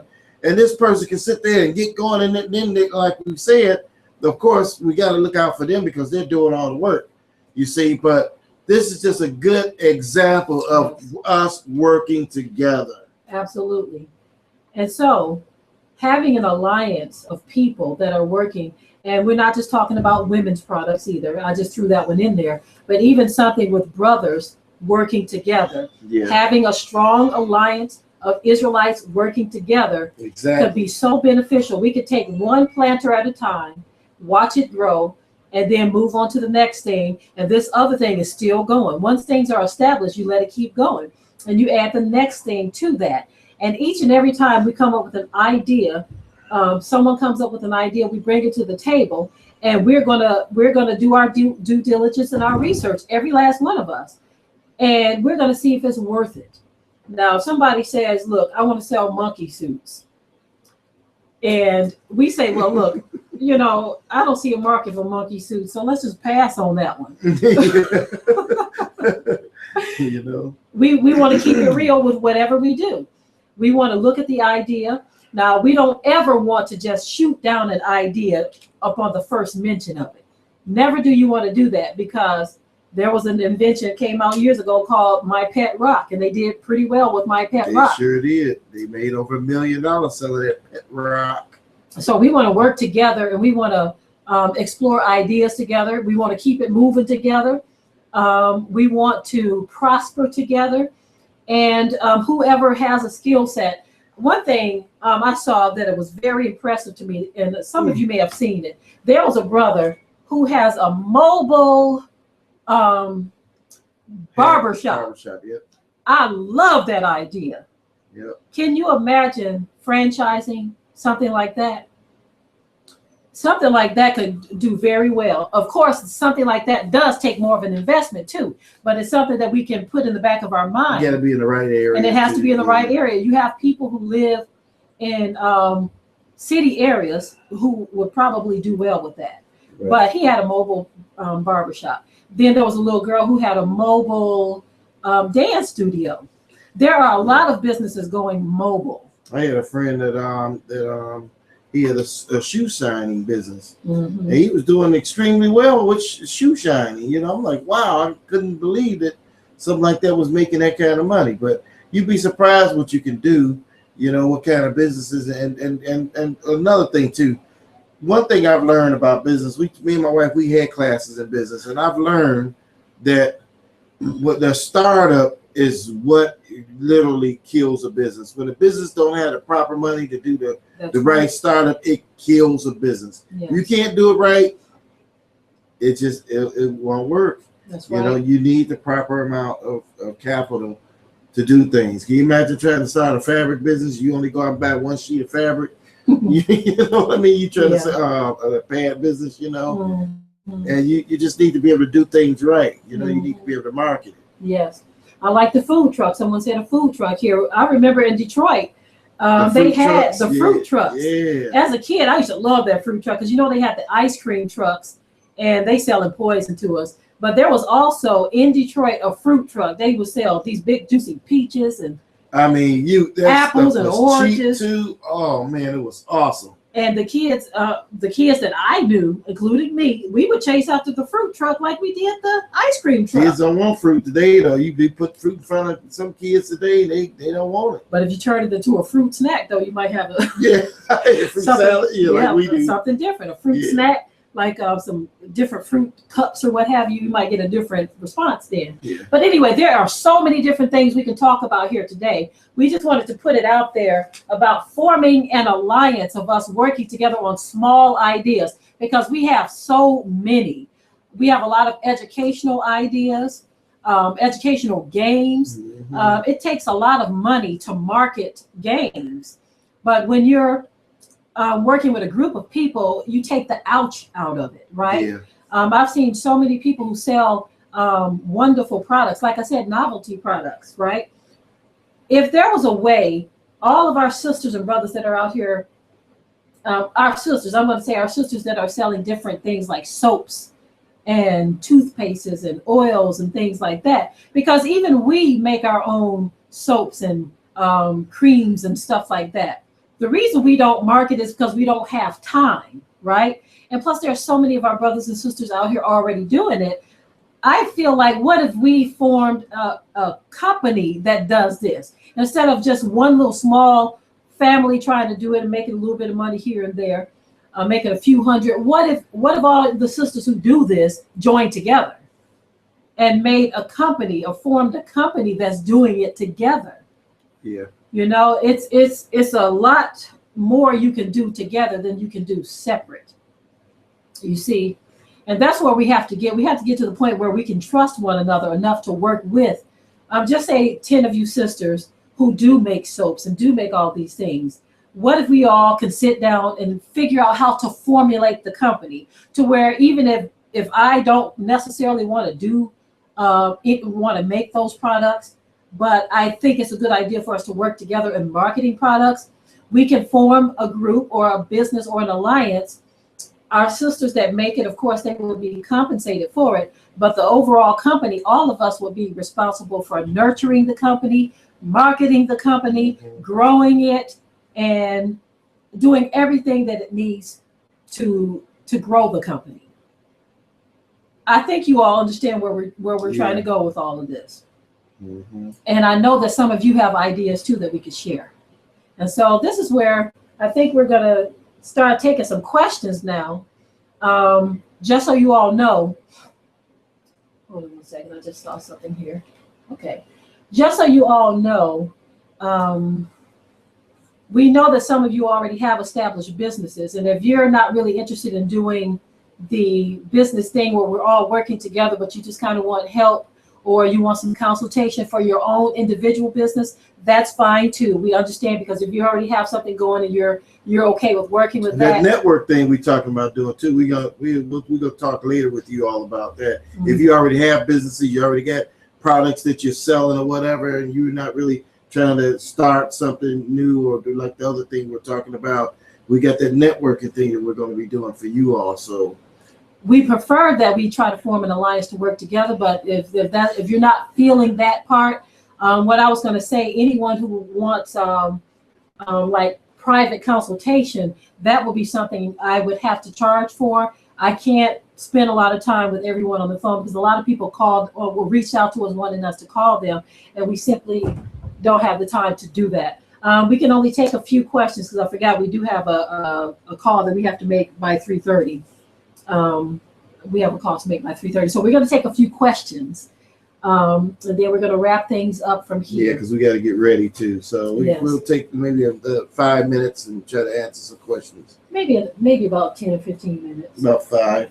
Oh, 5. Oh, okay. You said 5. Okay. Maybe 10. Okay. Okay. So give us some questions. Okay. As far as connecting with one another, we are going to put together a website that's specifically for that. That's going to be separate from our ministry site. The homeschool site we're going to keep that for homeschooling. Anyone who wants to help us with worksheets, please, let's do that. You might want to consider buying any type of software that will allow you to make professional worksheets. Okay. We want to do that because that would benefit our families who can't afford to buy materials. And all of us can work together. The way our homeschool site is set up too, where it says student post, the reason you don't see anything there, what we do, we have it to where only we can see the post, or the person who posted can see it. Because our children post their schoolwork there. Certain things are older kids. And when we want to check their work, it's right there. It's put in the form of a student post.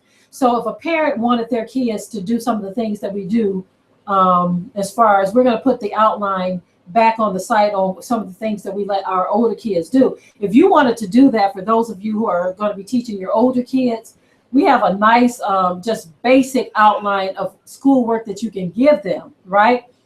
And the other work or extra work that you want to give them, you can give them that extra on the site, but we have a basic general outline. And if you want them to post it on the site, it will be to where only you as the parent can see that, or the administrator. And we set it up like that in case, you say, well, I don't want nobody seeing my kids' schoolwork. That's fine. It'll be set up to private. Okay. I even see that with the homeschool network, the 12 Tribes Academy, I see that as a very great potential for us all to work together and putting together and actually publishing some very quality learning materials for the masses. Okay. I see that as a great potential too, but we'll talk about that later. Any questions? Someone asked how how can they get started and what can they do to get started. Okay. This video was basically an introduction to tell you what we're gonna. Some things, there's a couple of things we're working on right now that we're gonna need maybe a week or so before we can present these things to you. But then the other things are what you can do as far as getting started is, for instance, for some of you that may have ideas that, or if you don't have an idea, or if you want to get yourself set up as a business, do a little research. It's like we were talking about going to Google and Google some things. If you want to go ahead on and start your business, look into those different types of business that we talked about earlier, which was the LLC, the S corporation, nonprofit, or if you're just going to do an assumed name or whatever. Do a little research on those things. Yeah, you want to pick out several names too. That's right. For your business. Yeah, the site name is 12tribesacademy.com. But yeah, you want to pick out several names for your business and agree upon a name, okay? And as far as someone asked about the K through 12, our issue with K through 12 and Connections Academy, groups like that, to me, that's not really homeschooling, because you still have to tap into the public school system. They're just allowing you to they're virtually teaching your children. And I don't necessarily like that system, because you're still getting some of the same materials that you're trying to shield your children from.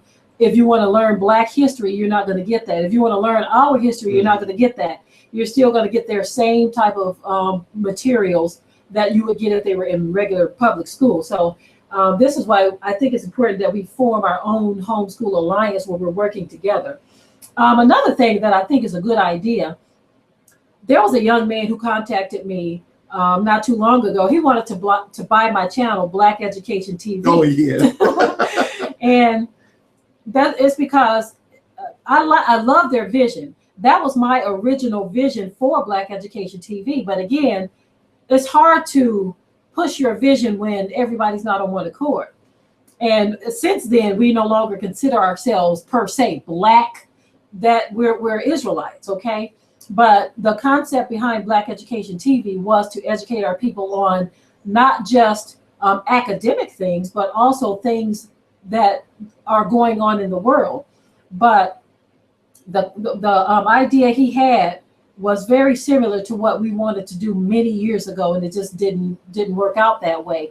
He says that a lot of Black educators around the world are going to be doing videos where they're going to be educating, teaching different college classes or what have you, and I think it's a great idea.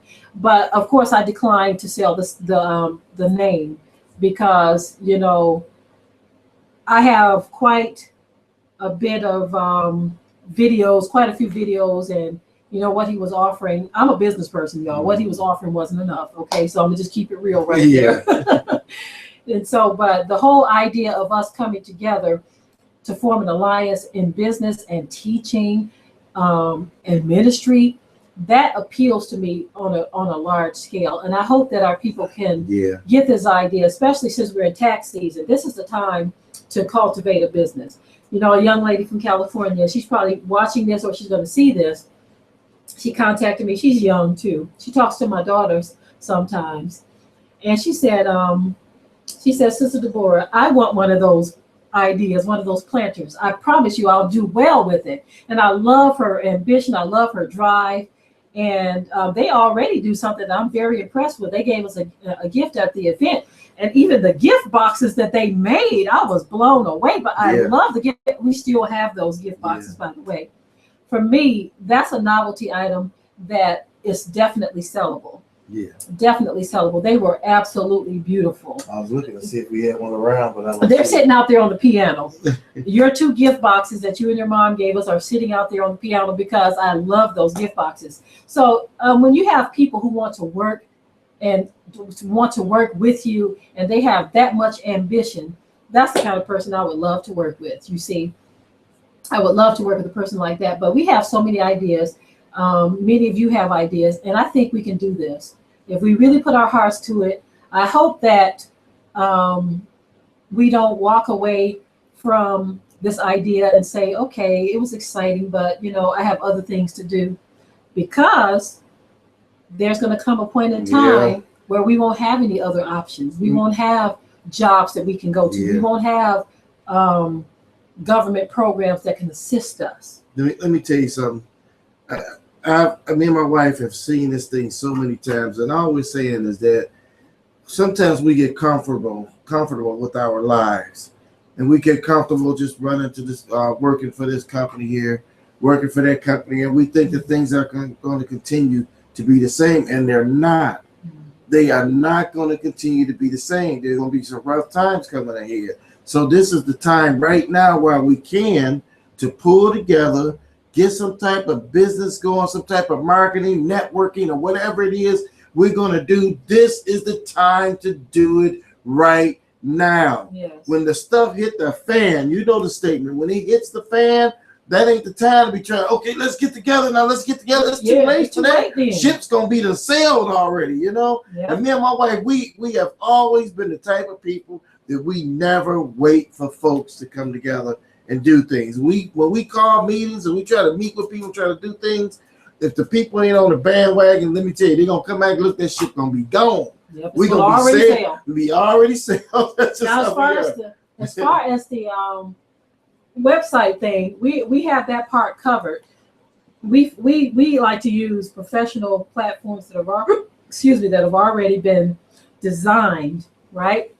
Excuse me, I had a hiccup there. It's okay. That's okay. I get you. But as far as the running of that website and the operation of that website, we would like to train others that could help us to moderate and do things of that nature, because we cannot do it all. If we can start delegating tasks between us, all of us. I mean, I don't care how small the task is. There are some people who might feel like they're so insignificant in all of this, and you have no idea how important you are. Regardless to how small the task is, all of that adds up to a lot. That's why that African proverb says, many hands make little work.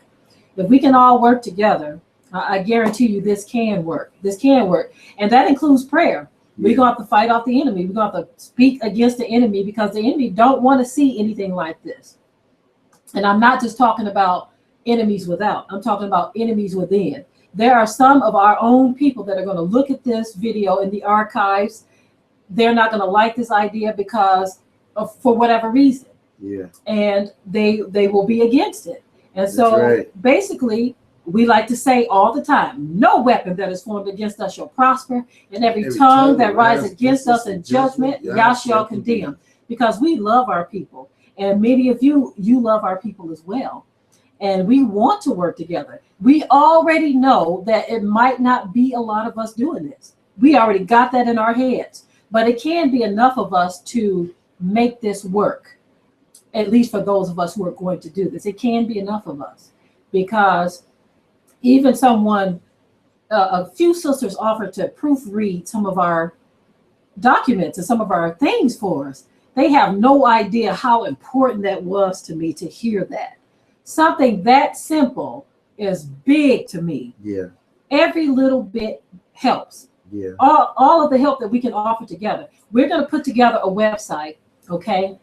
It might be several. One is going to be a marketplace for actually selling our merchandise, okay? Yeah. And one is going to be a network. We may even use the Judah team. I don't know. But we want to put it together to where, because a lot of people have helped us in the Judah team, and I appreciate that. We have some people who have submitted some very powerful spoken word pieces. Ebony gave us a piece that we absolutely love. Young man Don gave us a piece we absolutely love, and we can't wait to share it with you all, because they put their hearts into it, and they are so beautiful and very telling. But that was for the documentary, so you'll see it in the documentary. Other people have sent us music that are going to be in the documentaries as well.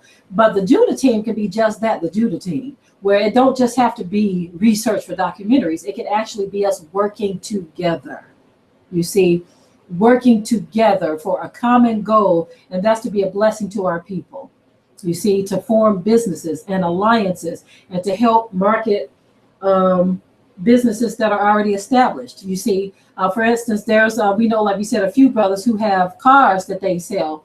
Brother Joseph, Mm-hmm. What can we do to help him grow his business? outside of just buying cars, what if he wanted to get access to more inventory? I mean, there's just so many different things we can do if we all work together. That's right. And my prayer is that the Most High will put the right, serious-minded people together to make this happen. Stay tuned to Watch Me Reports and to this channel. We're hoping that our next broadcast will be next Sunday. We won't be as long. This one had to be long because we were trying to introduce the whole concept. We won't be as long next week. But another thing we might have to do when we get to talking about specific ideas that we want to do, some kind of way we got to make it secret, okay? And one way we can do that, YouTube has a feature to where you can have a paid event. And so I was thinking if you charge $1 to those who are going to be serious about this, that's not that affordable. I'm sorry, that's not that expensive at all. It's very affordable. But that will shut out anyone who's not serious, somebody who's just here trying to lift ideas, or somebody who wants to get in the chat and start talking crazy like they do sometimes. Exactly. Just paying $1 for the event. We haven't done anything like that before, but we want to check into it. We'll probably do something like that because that will get rid of all of the people that's just coming to be a problem or just not really interested or just want to waste time, basically. Or people who are just passing by. Yeah. Because anybody can see your broadcast, right? That's right. But if it's a paid event where you're just paying $1, we're saying $1 because we know y'all can afford $1. Or if anybody have another way we can do this where you ain't even got to pay the $1, and it can be private. We're open to ideas. We're just trying to make sure that when we start sharing specific business ideas, that we're not going to have people coming to listen just to pick those ideas and they're going with them. But some of you may have ideas as well, and I'm sure you're not going to just want to throw it out there to the wind. And any of the viewers on YouTube can just see it and say, okay, thanks for the idea. I'm out of here. Yeah. They see, they got your idea and they just on the internet. Because I promise you, I have some really good ideas. Maybe I don't know, maybe we'll do a conference call thing or something like that. I just want to make sure that our ideas are protected somehow. But we will do another broadcast if y'all is willing next Sunday, and it won't be as long. We do it on Sunday because more people can participate then. During the week, most of our people have to go to work or what have you. So this is the best day for us. So let me see if we have any other questions or ideas before we get up from here. Because neither of us have eaten breakfast or lunch or anything. So I'm sure you're probably ready for something. Okay. Yeah. Okay, so family, I think we're going to go ahead and close this out. I'm sure we're going to get a lot of questions. And some of the questions we can hold to next week, because next week is going to be a little different. Like we said, this time we had to cover so much. So that's why it was so long. But next week we'll be able to answer a lot more questions. And hopefully we'll have that site done too, Yes. So I'm going to help you work on it too, try to get some of it done. Okay. Well, we're going to try to scroll through some of the chat afterwards and go through some of your questions that you may have posted so that we can be prepared for next week. But I think we're going to go ahead and end the broadcast. And we thank everyone that joined us today.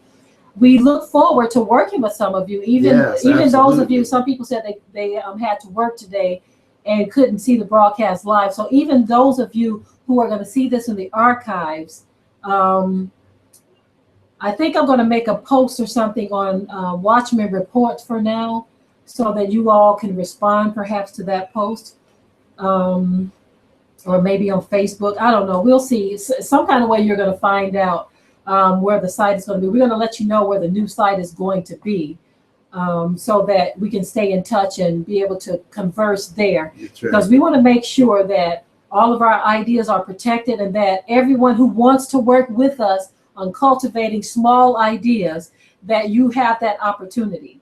Okay? So we want to say we love you, family. Thank you for joining us. And we look forward to meeting with you. That's right. And working with you. That's right. Mwah. Shalom. Shalom.